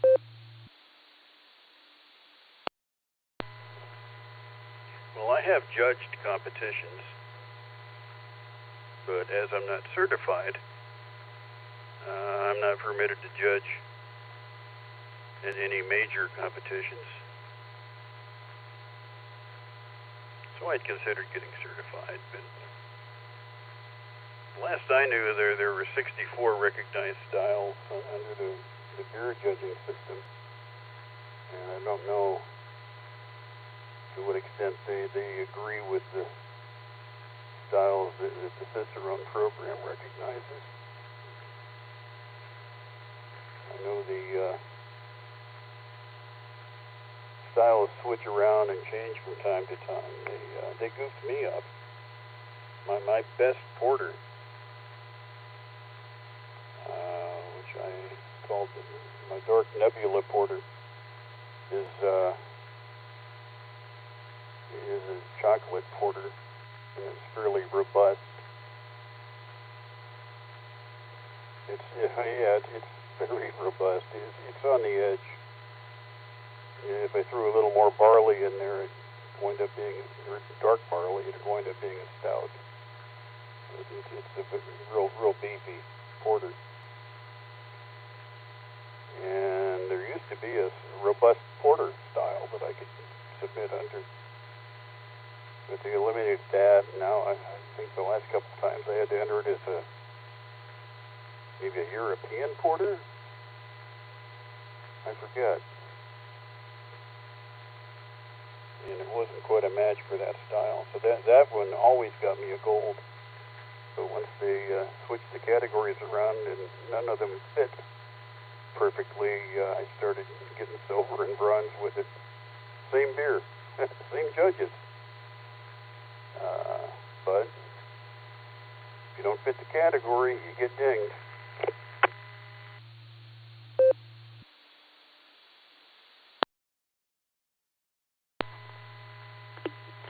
Yeah, that's the thing.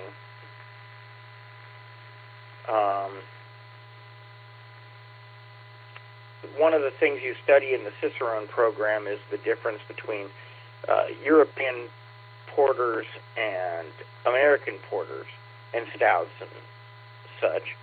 You know, IPAs in England, where it was originated, but then we overhop it.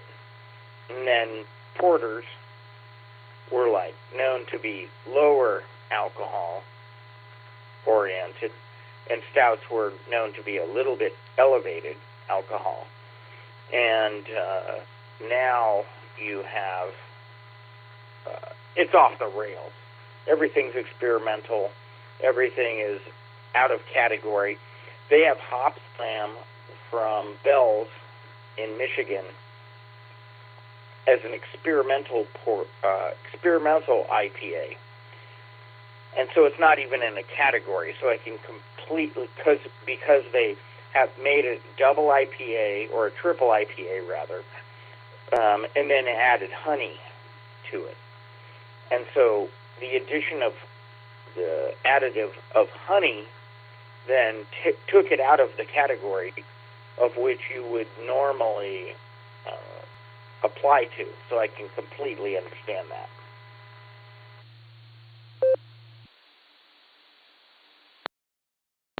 Yeah, well, especially if you start adding non-beer ingredients, that kind of goofs up the categories. My best porter is chocolate porter. However, I add no chocolate, or I add no cocoa. Everything that I brew, I achieve the flavors I want using beer ingredients.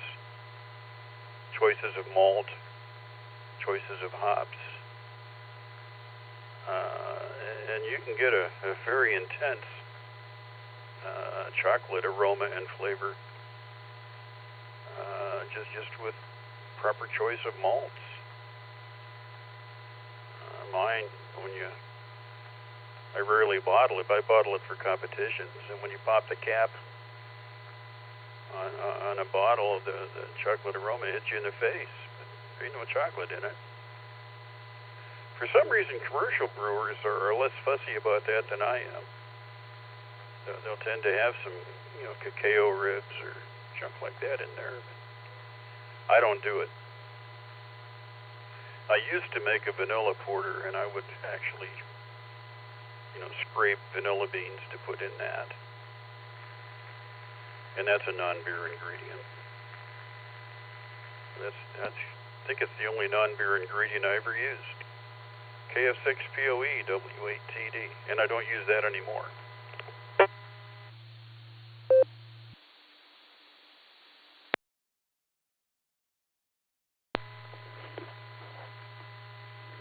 Yeah, I can't think of the brewery who was so popular, who shut down, then they opened and then they shut down, who made the peanut butter porter that was like insanely popular. And then they shut down and went bankrupt or something. And then other breweries locally tried to brew it, and it does all right. The albino stout, is it? No. Yeah, albino stout is hugely popular. But I don't remember Willoughby Brewing. I think that's Willoughby Brewing that went out of business and then came back, and then went out of business and then came back, and I don't even know what they do now. But they made a peanut butter porter, which was super popular, but they couldn't supply all the stores. So it didn't really matter that everybody wanted it, but nobody could get it.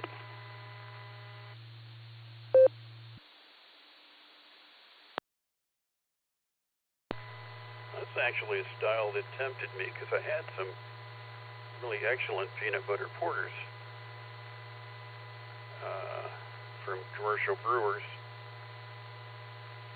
I considered violating my principles and attempting something like that. But the science of it, I'm not sure how they did it. I guess you'd have to use dehydrated, powdered peanut butter. The oils just goof everything up.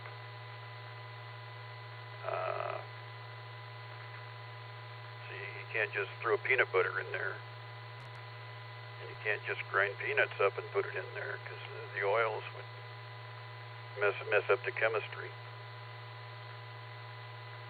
So I'd considered trying it with dehydrated peanut butter, but I never did.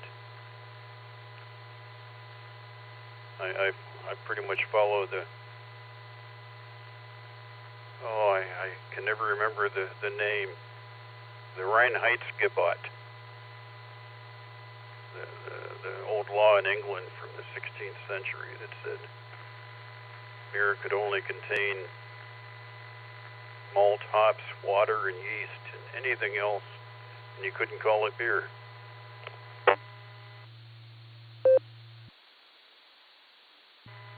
Yeah, that's the German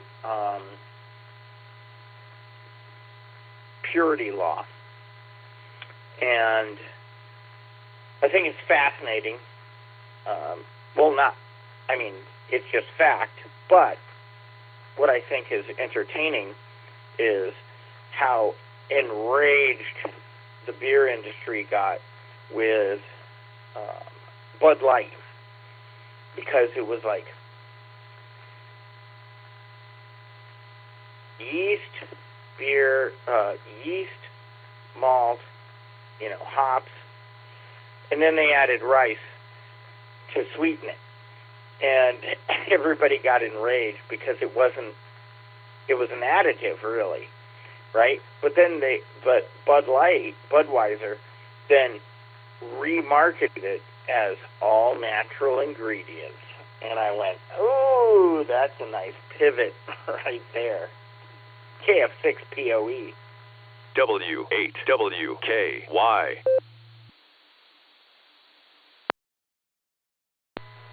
KF6POE, W8TD. I actually added the topic of home brewing to my topic list for when I'm speaking,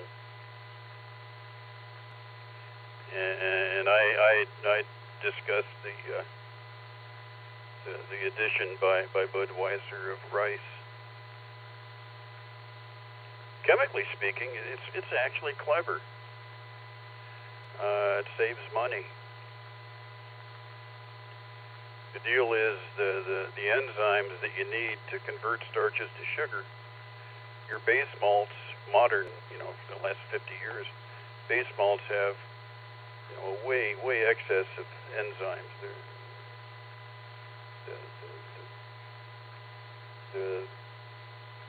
The barley is grown and bred for that, so you get way more enzymes than you need to convert starch to sugar. And that's how we get away with throwing heavily malted barley in there. It's dark caramel or chocolate. By the time they cook it enough to get it that dark, you've denatured the enzymes. So your specialty malts don't usually have any usable enzymes in them, but you've got excess in the base malt. So that just takes care of doing the conversion for all those other malts too. And while you're at it, if you throw some rice in there, which has starch but no enzymes, well, your base malt has plenty of excess enzymes, and it's going to convert the rice too. So it's a way to keep up your alcohol content, but using less barley and more cheap rice. So I think it's pretty clever of them. It definitely works. Not something I ever tried, because in the volumes that I brewed, I could never save enough to make it worthwhile. the beefiest of stouts. My Russian Imperial runs 12% alcohol, and I'm trying to remember how much malt I use in that. It's 15, 20 pounds for a 10-pound batch. Can't save anything by subbing rice in, but if you're brewing a bazillion gallons every day, it adds up pretty fast. KF6 POE W8TD.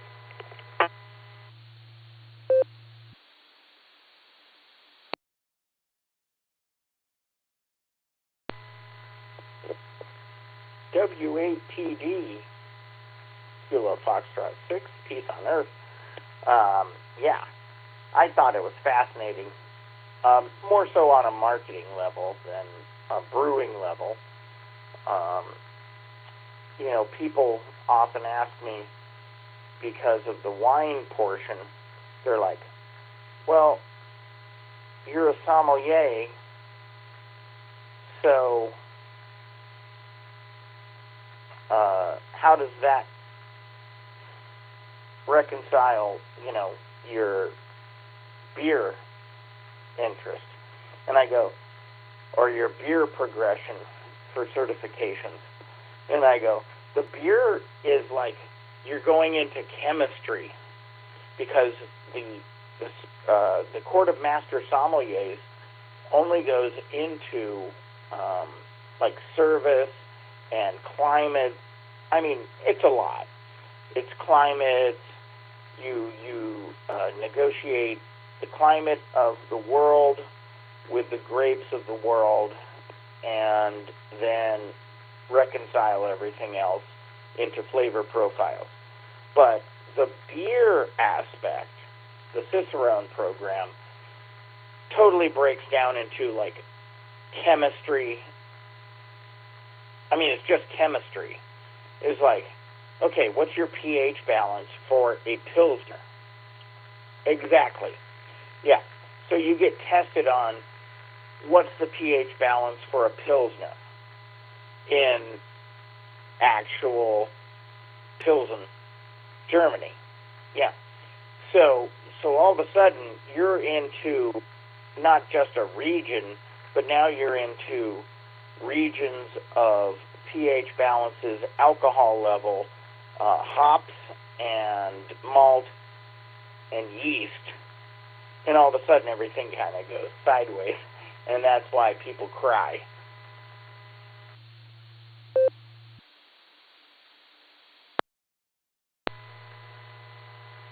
Yeah, I made wine just once, just to show that it could be done, but it's like after you spend all day formulating and mixing and doing the mash and doing the boil, then you get to fermentation, which it takes 15 minutes to load the fermenter and throw the yeast at it, and then you put it away. Making wine, it's only that last 15 minutes that you get to do. It's just not a lot of fun to do because you don't do anything. Whereas beer, you're actually doing something all day. So seems a more suitable hobby. It is for me anyway. I enjoy the brewing process quite a bit. But yeah, once you chill it and take it out of the boil kettle, throw it in the fermenter, why? It's all passive. Which is, well, unless you're crushing your own grapes, winemaking is all passive.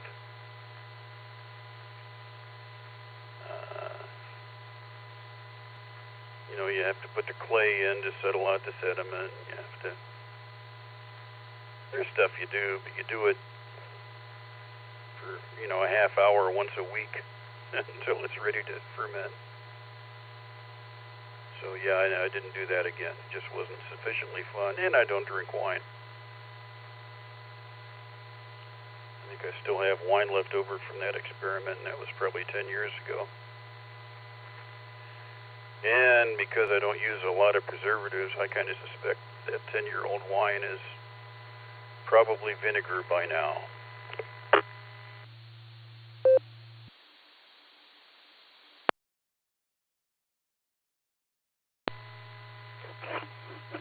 Yeah, it's most likely vinegar.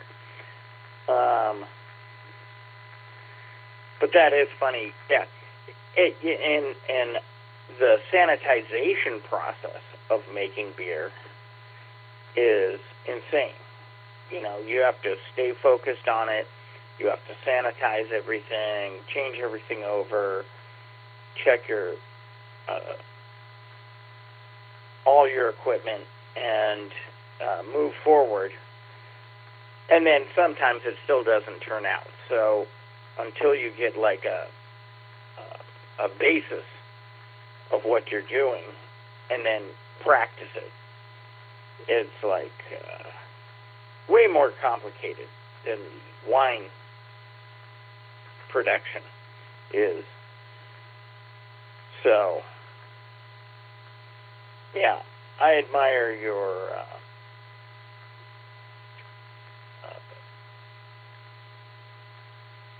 dedication to moving it forward.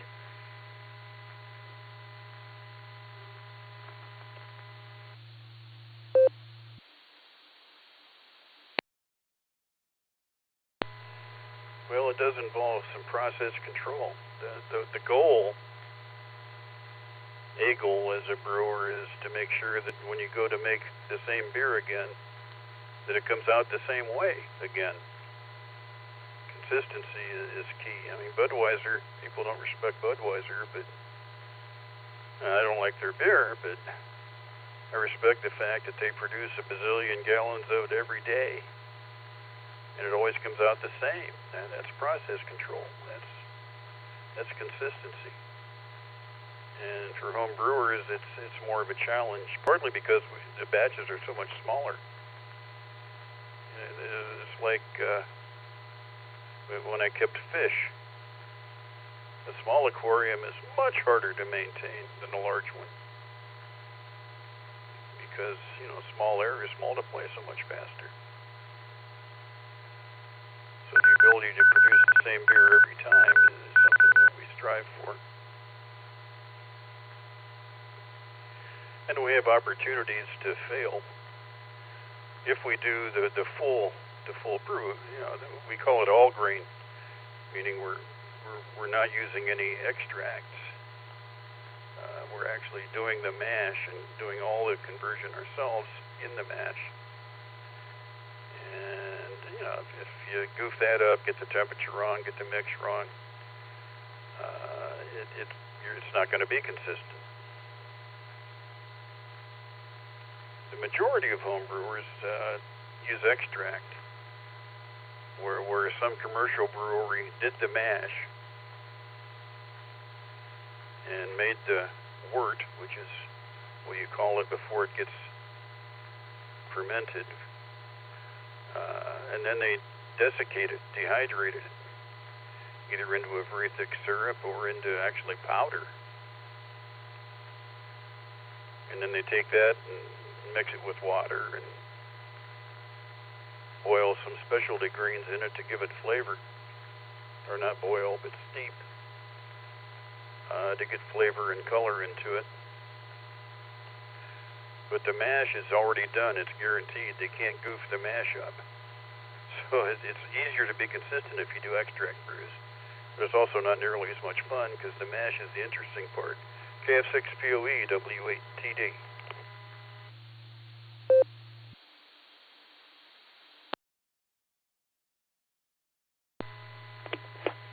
W8TD, Kilo Foxtrot 6, Papa Oscar Echo. Yeah. The wort and the mash smell so good when you're doing them. That mix is wonderful. You know, I've been to many breweries, paid to go for my work, and It smells so wonderful. It's like so organic and so aromatic. But mentioning consistency, people often ask, do you have anything like Kendall Jackson Chardonnay? And oftentimes I say no, because Kendall Jackson Chardonnay is a Frankenstein. It's made in a laboratory where they craft every single piece. They have staves of wood to make sure that it's consistent in every single batch, and that's why it's one of the #1 Chardonnays in America. The consistency and alcohol level. They have nailed it down to a Frankenstein of marketability.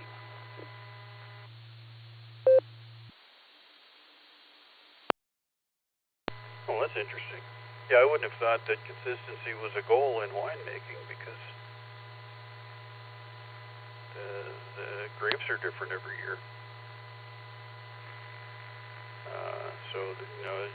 People worry about not only the vinery, but the vineyard, but also the year it was produced, because there's variation from year to year. And we don't see that in beer brewing. Barley's barley.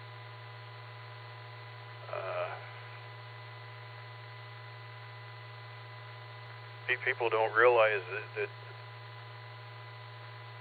well, there's only 2 kinds of barley. There's 2-row barley and 6-row barley, which you might be familiar with. And all beer brewing is done with 2-row barley. It's the same barley.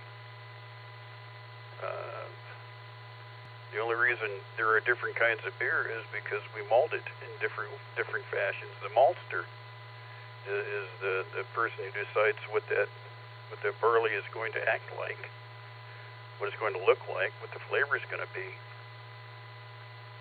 But it all starts the same.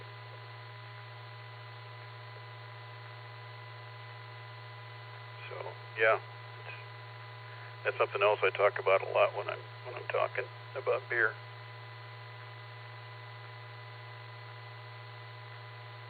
Uh-oh, something's beeping at me. Maybe I'm talking too long.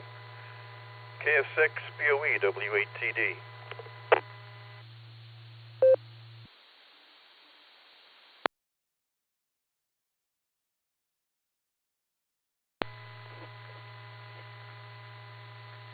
W8TD, Kilo Foxtrot 6, peace on Earth. Yeah, on that front, what you don't have in beer, what you do have in wine, is the climate and how the grapes develop, and that decides the alcohol level, right? So, hotter climate, higher alcohol level, etc. Cooler climate, lower alcohol level. But I noticed another Frankenstein, which is the Robert Mondavi Woodbridge collection, is all on 13.5% alcohol. How does that take place? Pinot Grigio gains alcohol at a different level. Sauvignon Blanc gains alcohol at a different level. Cabernet, Shiraz, Zinfandel. But somehow, all of them have 13.5% alcohol. Why is that? Oh, it's because people want to get drunk. That's why. People want to get drunk. And we can't have a lower level of Pinot Grigio alcohol than Cabernet level alcohol.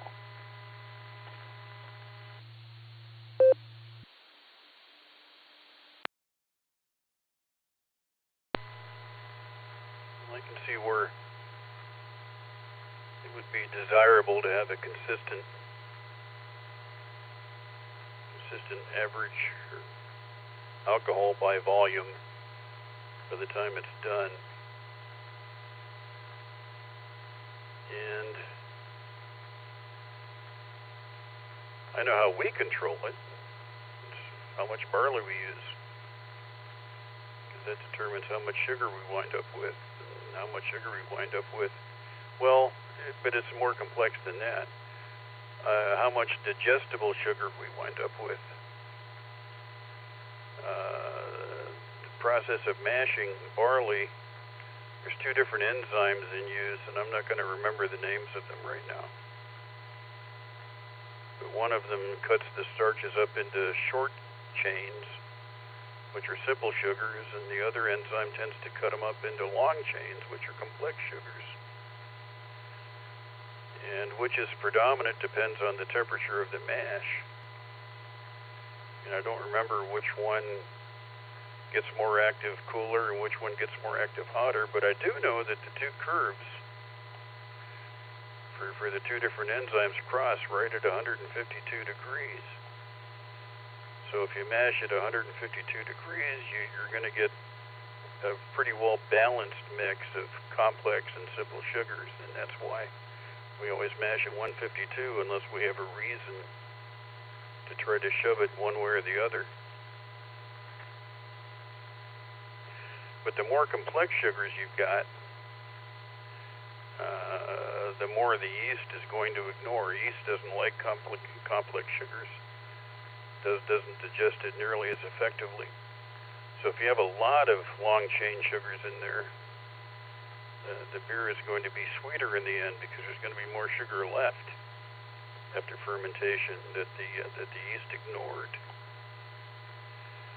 And that's how you make milk stout, for example. It's got nothing to do with milk, but we add lactose. We don't generate it in the mash. We just physically add lactose, which is a very complex sugar, which the yeast doesn't digest. So you know that's still going to be there after fermentation. That's what's going to give you your sweet stout. And we call it a milk stout just because lactose is milk sugar. It's the sugar found in milk. And even some people don't digest it well. And certainly yeast doesn't like it.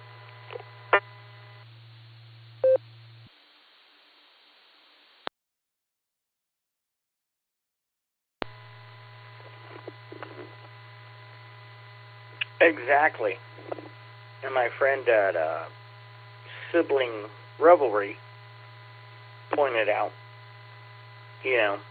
that when you drop in, you can drop in the sugar to balance it out at the perfect degree.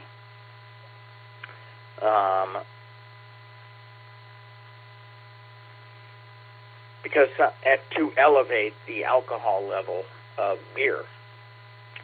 So if you have the proper measurements, you can elevate the alcohol level, which you know more than me,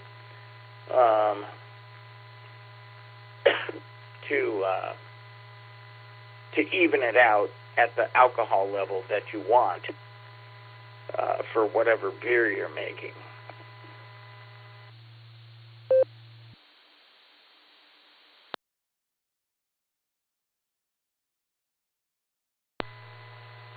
It's very popular in Australia and Canada and probably the UK. These are people that are trying to produce beer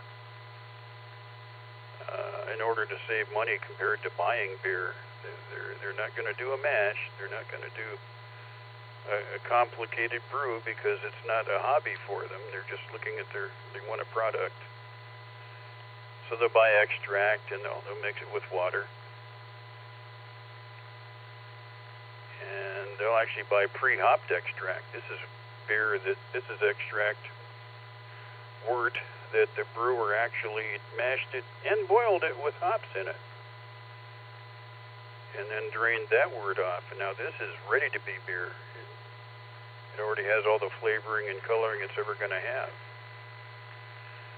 And it's not commonly done in the U.S. I've never seen anybody do it, but they do it in Canada and they do it in Australia.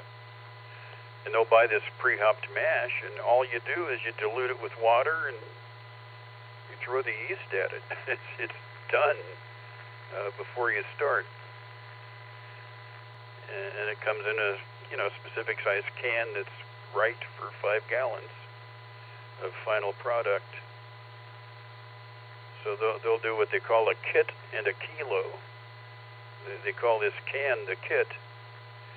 And then they'll add a kilo of corn sugar, which is about 2 pounds, 2.2 pounds, something.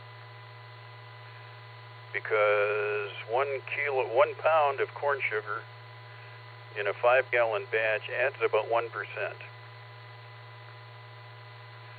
So the kit is going to make beer at 3.5%, 4%, somewhere in there. And they add a kilo of corn sugar, and now you're up to 6%. Off they go. As brewers, we don't add sugar just to increase alcohol. We just use more barley, generate the sugar that way. The only time we add sugar is if we're adding, lactose in order to get some undigestible sugars in there. Or if after the mash we sample it and it turns out that there's less sugar than we wanted, we can throw some extra in. But we try to not ever need to do that, because that means something bad happened. KF6POE W8TD.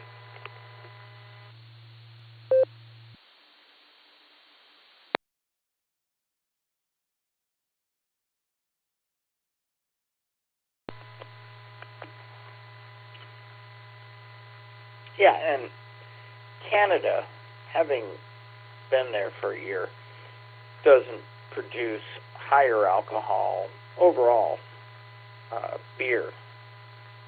They're pretty predictable. They make delicious maple syrup whiskey, but they don't produce high alcohol beer. America is the leading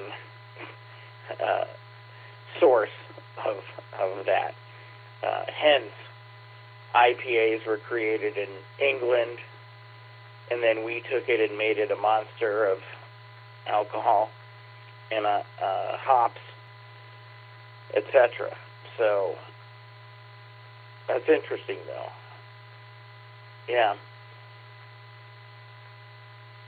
Yeah, that's what I'm saying. Like the whole, the difference between wine and beer. The beer part is like chemistry, and the wine part is like, well, we're going to do a few things and try to make something good. But the beer part is pH levels of balance coupled with the balance of the yeast, the hops, the malt, and anything else that you're going to add to the entire affair.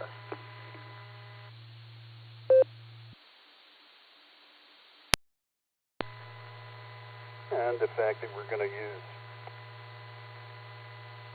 anywhere from 1 to maybe 8 different malts in combination to get the flavor profile we're looking for.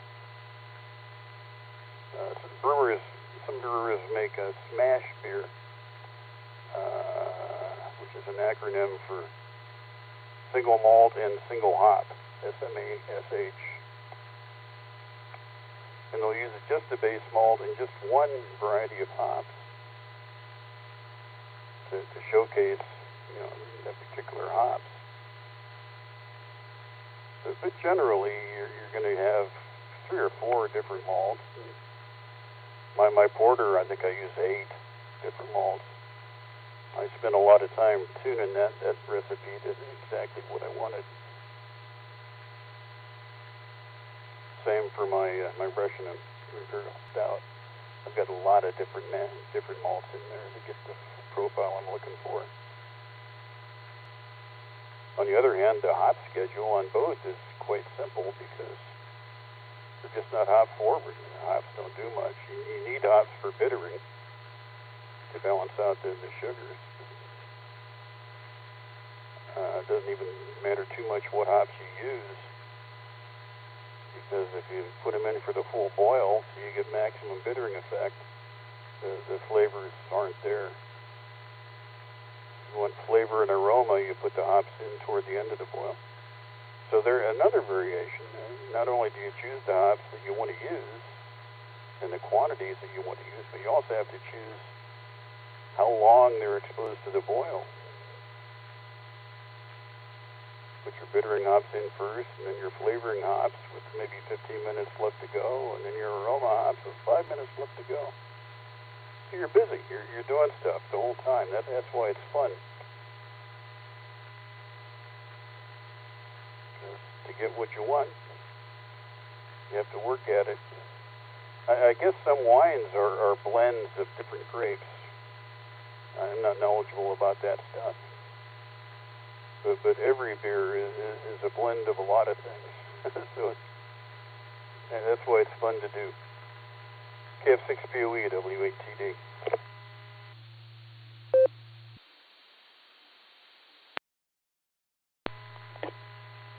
W8TD, Kilo Foxtrot 6, POE. Yeah, that's one of the things, too, is wine is, you mentioned wine blends, and you have, like, Cabernet, Merlot,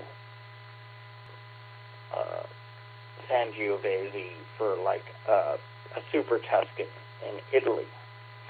And so you don't have as much blending in wine, right? There are 18 different grapes used in Chateauneuf de Pape, but you don't have those all the time. That's like an anomaly, because usually it's like Cabernet, Merlot, and the noble grapes. And in beer, you have all of these factors, like, I think it's like 18 different malts. I'm not sure, but I think I had to memorize 18 different malts, and it's around there for brewing. And yeah, it's like dialing a combination lock to get your flavor profile correct, and then see it through, you know, for what you want. So it's chemistry, basically, but it tastes great. And when you do it right, it tastes great.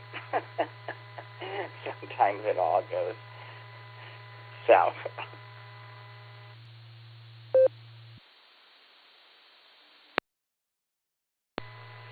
Yeah, I do not know how many different malts are actually offered commercially, but it's a bunch. I think I keep about 18 different malts in stock here, so that anything that I decide to brew, I can just do without having to go acquire parts and pieces. I keep, I think, maybe 8 kinds of hops around that work on everything that I brew. There's different vendors, and they all have their own way, and every maltster has their own way. So there are standard malts that everybody makes. Your base malts, your pale ale malt, your pale malt, your Maris Otter malt, your biscuit malt, that every maltster produces, although they might call them different things. And you've got all your caramel malts, caramel 10, 20, 40, 60, 80.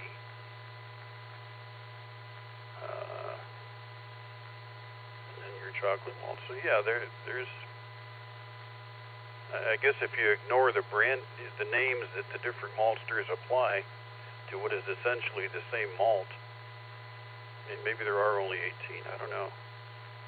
I think I keep about 18 here. And I only keep 2 base malts on hand. I keep Pale Ale and Maris Otter. And those you buy by the sack, quantities of those. Specialty malts are used in much smaller quantities. Typical 10-gallon batch will have what, if it's just a normal, not high volume beer, might have, I don't know, 10 or 12 pounds of base malt and maybe 1 or 2 pounds combined of all the specialty malts. Ounces of this and ounces of that rather than pounds. But you need them.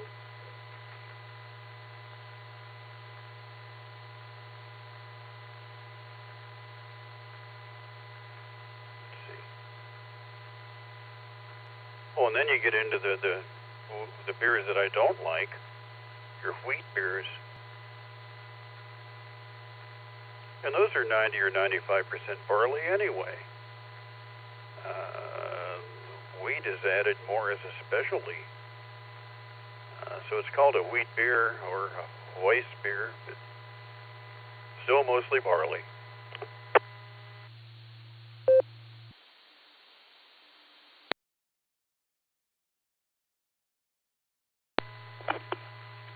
Exactly. Yeah, like you get your wheat beers and you balance out all of the high-end aroma, malts, yeast, everything else, and then you're just kind of dialing it in. But it's more of a simplistic. The wheat beers are a lot more simplistic than your categorical porters or stouts, especially American-style porters or stouts. So it's a fascinating little trip to go down intellectually. And then you mentioned the hops. Yeah, there's so many hops.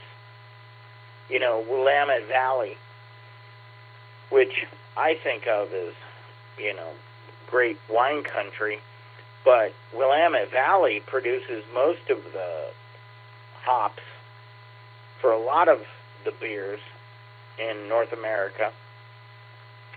And, you got the trestles rolling up to the sky and looking wonderful. But it's a fairly intense process that goes into all of this, so I appreciate your endeavor.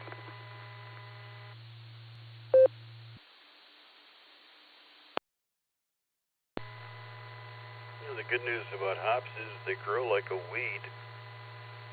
There's one major hops producer here in Medina County.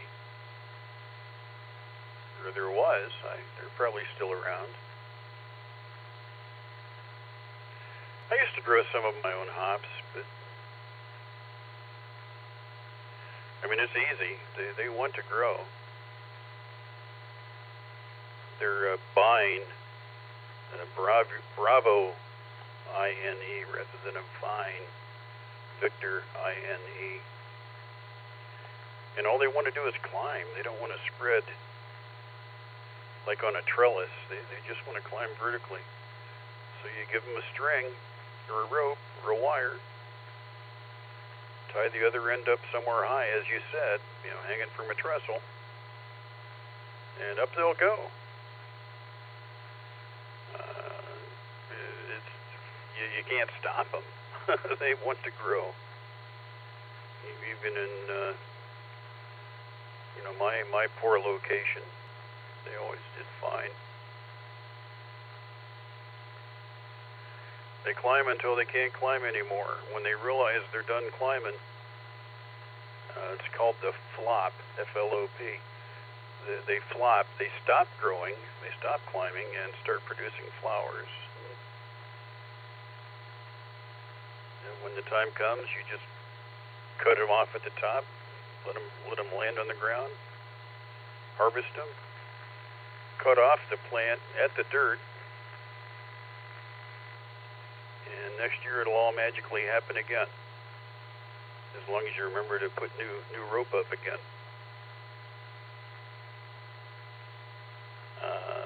But all the action, I'm going to reset the tone here. I think I might have been talking a while. All the action is taking place underground. You don't realize it, you can't see it,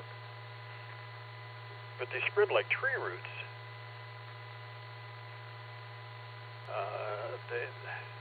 The plant itself is just, not that big. It's tall, but they're not big around.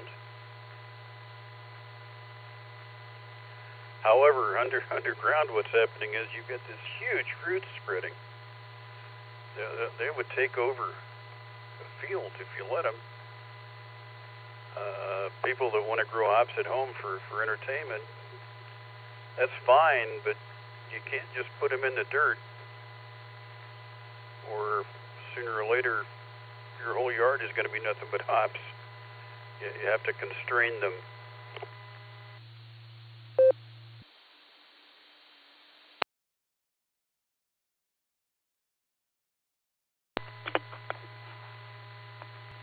Yeah, that's right. They're like almost an invasive species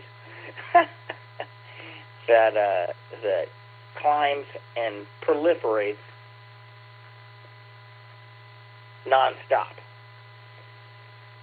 Which I don't mind if they're, viable for beer making. But otherwise, it could be problematic.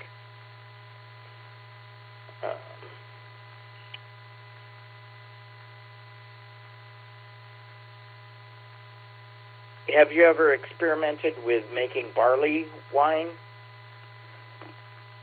W8WKY. No, the 12% for my stout is my limit. Since I'm not a drinker of wine, so I don't do the mead, which is honey wine or barley wine. The yeast that I use fall apart at around 13% alcohol. So I've never produced anything with higher concentrations than that, because I wouldn't drink it. I've never messed around with distillation either, partly because it's so illegal, and partly because, again, I don't have any interest in spirits. Although I think it passed. I'm sure it passed.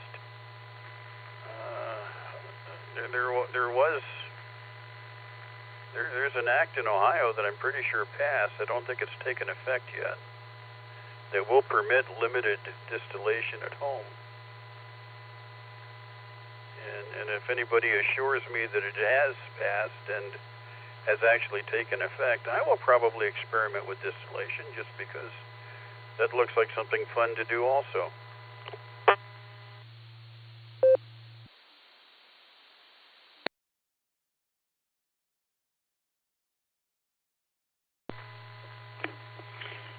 Yeah, barley wine is a high alcohol beer.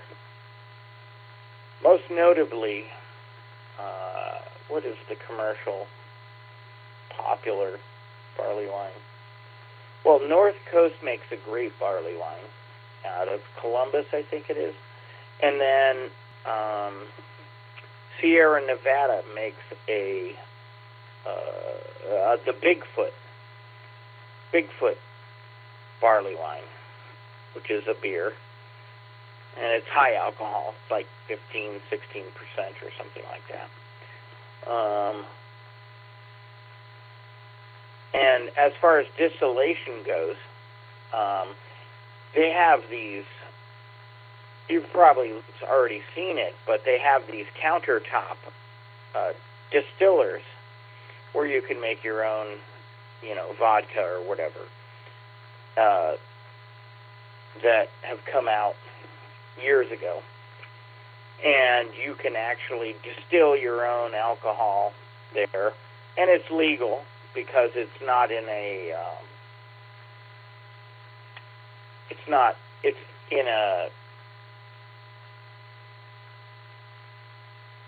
you're not trying to sell it, right? So you're making like a small amount for yourself, so it's legal.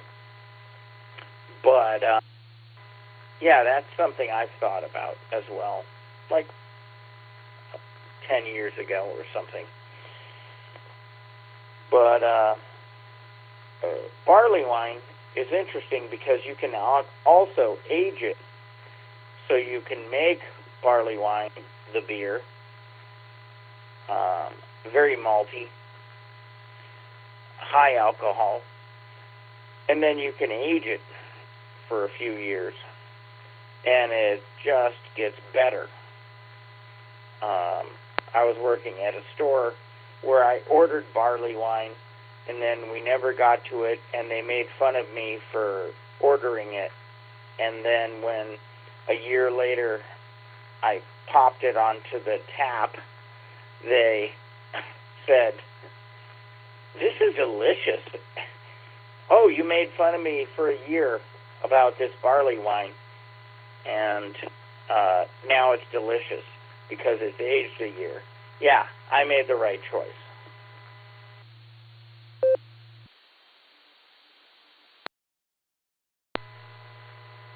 Well, I know people who fiddle with distillation. Heck, you walk into a home brew store, and much of the time they'll have small distillation systems, on the shelf. Certainly online there's a million sources. However, I will caution you, until and unless this new act that I've mentioned is actually passed and takes effect, no, it ain't legal. There is no quantity at which it's legal. At least up until this new act. It'll never be federally legal, but states sometimes decide to not enforce federal law and avoid having a state law. That's how marijuana gets legalized. It's still federally illegal. But if a state announces that their laws do permit it and they're not going to enforce the federal laws, then okay, it happens. So if Ohio does decide to allow distillation, it'll be legal only because the feds aren't here and the state chooses to not enforce the federal law and has their own permissive law. But as of the last time that I knew for certain, Ohio law very specifically forbids it, which is the primary reason I've never played with it. I can't afford to get any weird convictions, lose my license to practice.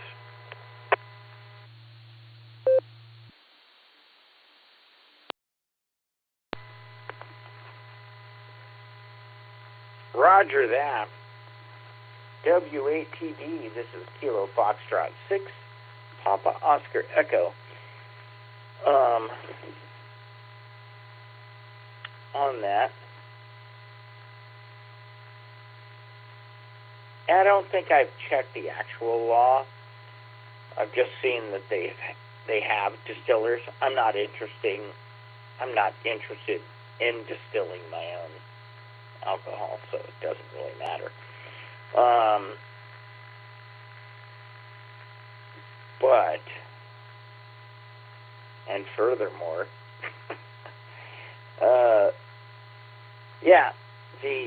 it doesn't interest me as a category.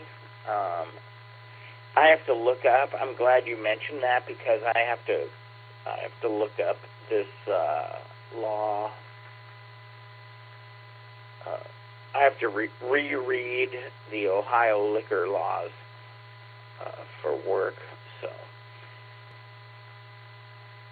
and find a couple of things out specifically regarding IDing people. But yeah, that's interesting. Yeah, I'm not interested in distilling my own stuff. I'm not corn. What is it? What is his name? Corn Pop? Popcorn Sutton. Popcorn Sutton. In West Virginia, out in the woods, with his illegal distillery. Love him, but I'm not interested in that type of thing. And you know, NASCAR was created because of the fact that they were transporting alcohol for the distances. So that's kind of a fun little note. But, yeah, it's best to stick to making your own beer, making your own wine, if you will, and keeping everything civilized.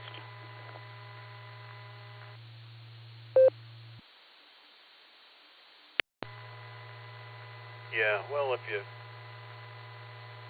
try to brew big commercial batches with any regularity, somebody is going to find out about it. And old Popcorn did finally go away for that. And at his age, I don't know if he survived to ever get out. I know he went away.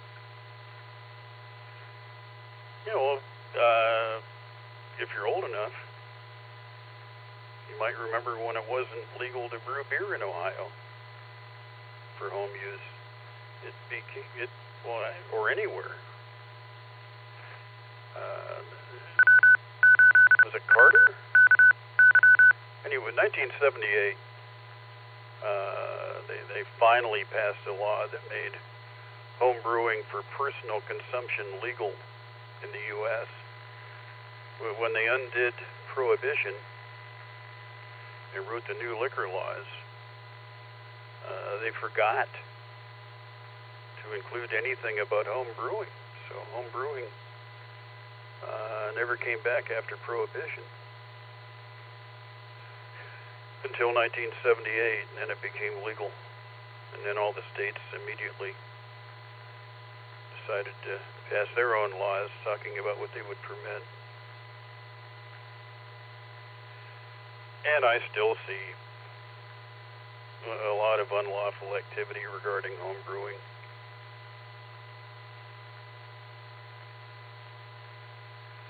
Because people don't understand. It's the federal law says personal consumption, and it doesn't say anything else. That means no parties. That means no brewing for weddings. That means no passing out samples at the homebrew club. It's personal consumption. Again, the states tend to make their own laws that are a little more liberal. So in Ohio, we can pass around samples at a club meeting, or we could have guests in our home, and we can serve them. We still can't take them out to a fair and pass out free samples in exchange for donations. I mean, that's never been legal anywhere.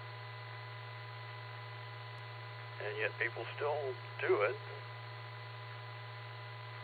But it's there's no possible way you'd survive.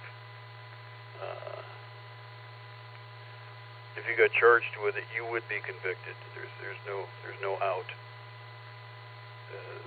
Governments have never fallen for any trick where you try to conceal a sale as a donation.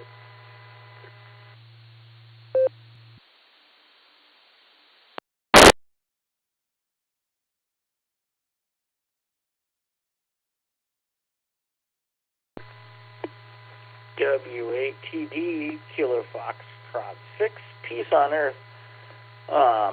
Yeah, that's funny too, because, you know, it's like the FCC laws. You know, who's the odds that they're enforcing this, both of these obscure laws, are highly suspect to me. You know, don't swear on ham radio. Am I going to get a fine? No, because nobody's paying attention. I don't believe anybody's paying attention. And we had those court cases that said nobody's paying attention, and for election season 2015 or whatever, they had people running traffic on ham radio lines, and they actually caught someone. But the odds of that happening twice, I don't believe in that. Are they paying attention to ham radio in 2025? Come on, 21st century? No. When I mention ham radio at my work, people are like, is that still a thing? Are people still doing that? And they have to be like half a century old as well to just know what I'm talking about. You know, if I make a reference of the Wadsworth Balloon Festival or whatever, I heard about it on the ham radio, and they're like, wait a minute. And then everybody else is like, I don't know what you're talking about. So the odds that a law for distilling is being paid attention to is very slim, but I'm not going to do it, so it doesn't really matter to me. KF6POE.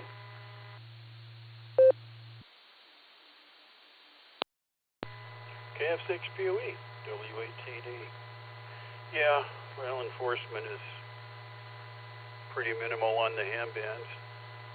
Also, if you actually read Part 97, people think that it forbids obscenity and or profanity, which is two different things. But neither is mentioned in Part 97. So there actually is no regulation forbidding either of those two things. The only things mentioned in Part 97 forbidding an otherwise legal transmission is if it includes music or sound effects. Those are forbidden. But obscenity and profanity are not mentioned. Certainly best avoided. And fortunately, most hams agree and do avoid them, but it's not in the regulations. Although, as you mentioned, even if it were, it wouldn't matter because regulations are hardly enforced. Partly because it's only federal, so state authorities have no jurisdiction. There are no state laws regarding ham radio at all. The Supremacy Clause says there can't be. It's only federally regulated. So, yeah, the feds... People wonder why 7,200 kilohertz exists as it does. Well, because most of what takes place there isn't illegal. Some of it is. But just the obscenity and the profanity that does not violate Part 97. It merely violates ethics and good taste, which are, though out of style, not completely dead yet. KF6POE, W8TD.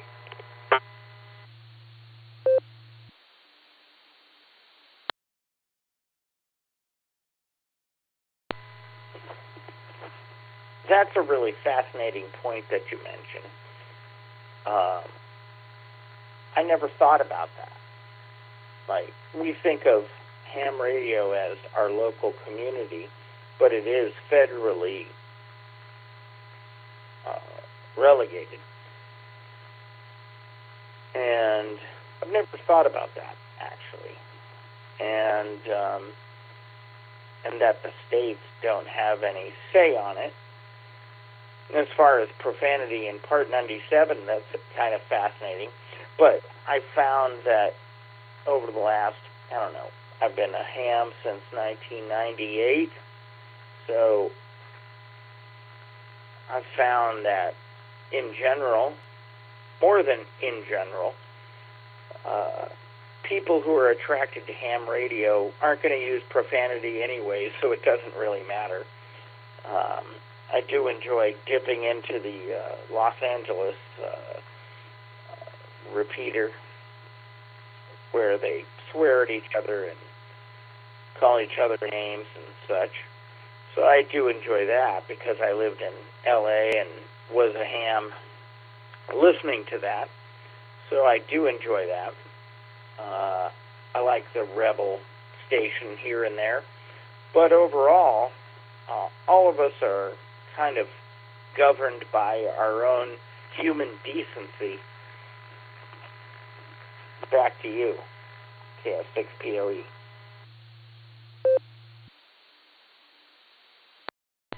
Yeah, I mean, there's places where it takes place, but we have dials. So if there's a repeater full of that, which I understand there is out there, it's only one frequency. And 7200 kilohertz is another frequency that certainly takes place on, but it's easy enough to move. That's why we have dials.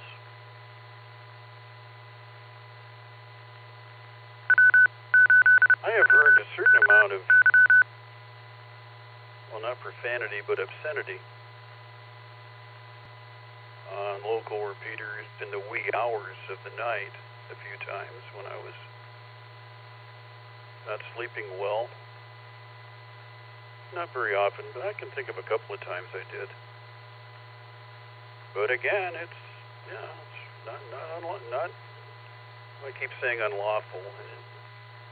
As an attorney, I should avoid misusing terms like that. It violates the regulations.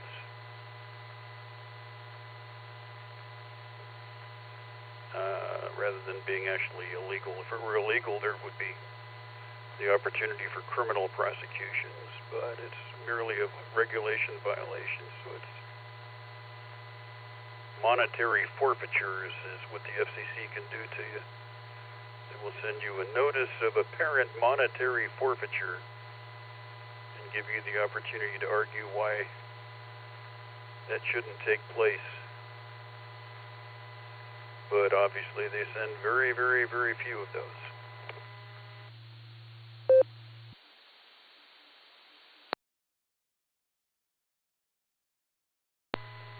Exactly. Yeah, I always think it's entertaining to listen to people mind their P's and Q's on ham radio because I believe nobody's listening except, other humans who are entertained or want to be a ham or are hams. But I don't believe that the feds are listening in on our frequencies. I just don't have that level of delusion. In any case, it's been wonderful talking to you. I have to go make my wife coffee now. And I loved spending time with you, John, and talking about brewing. And you enlightened my mind on the federal regulations of ham radio and profanity in Part 97. But alas, hopefully we will get to meet in person and maybe a club event in the near future. And I'll hand it back to you, and I'll be closed on your final. This is Kilo Foxtrot 6, Peace on Earth, 73s.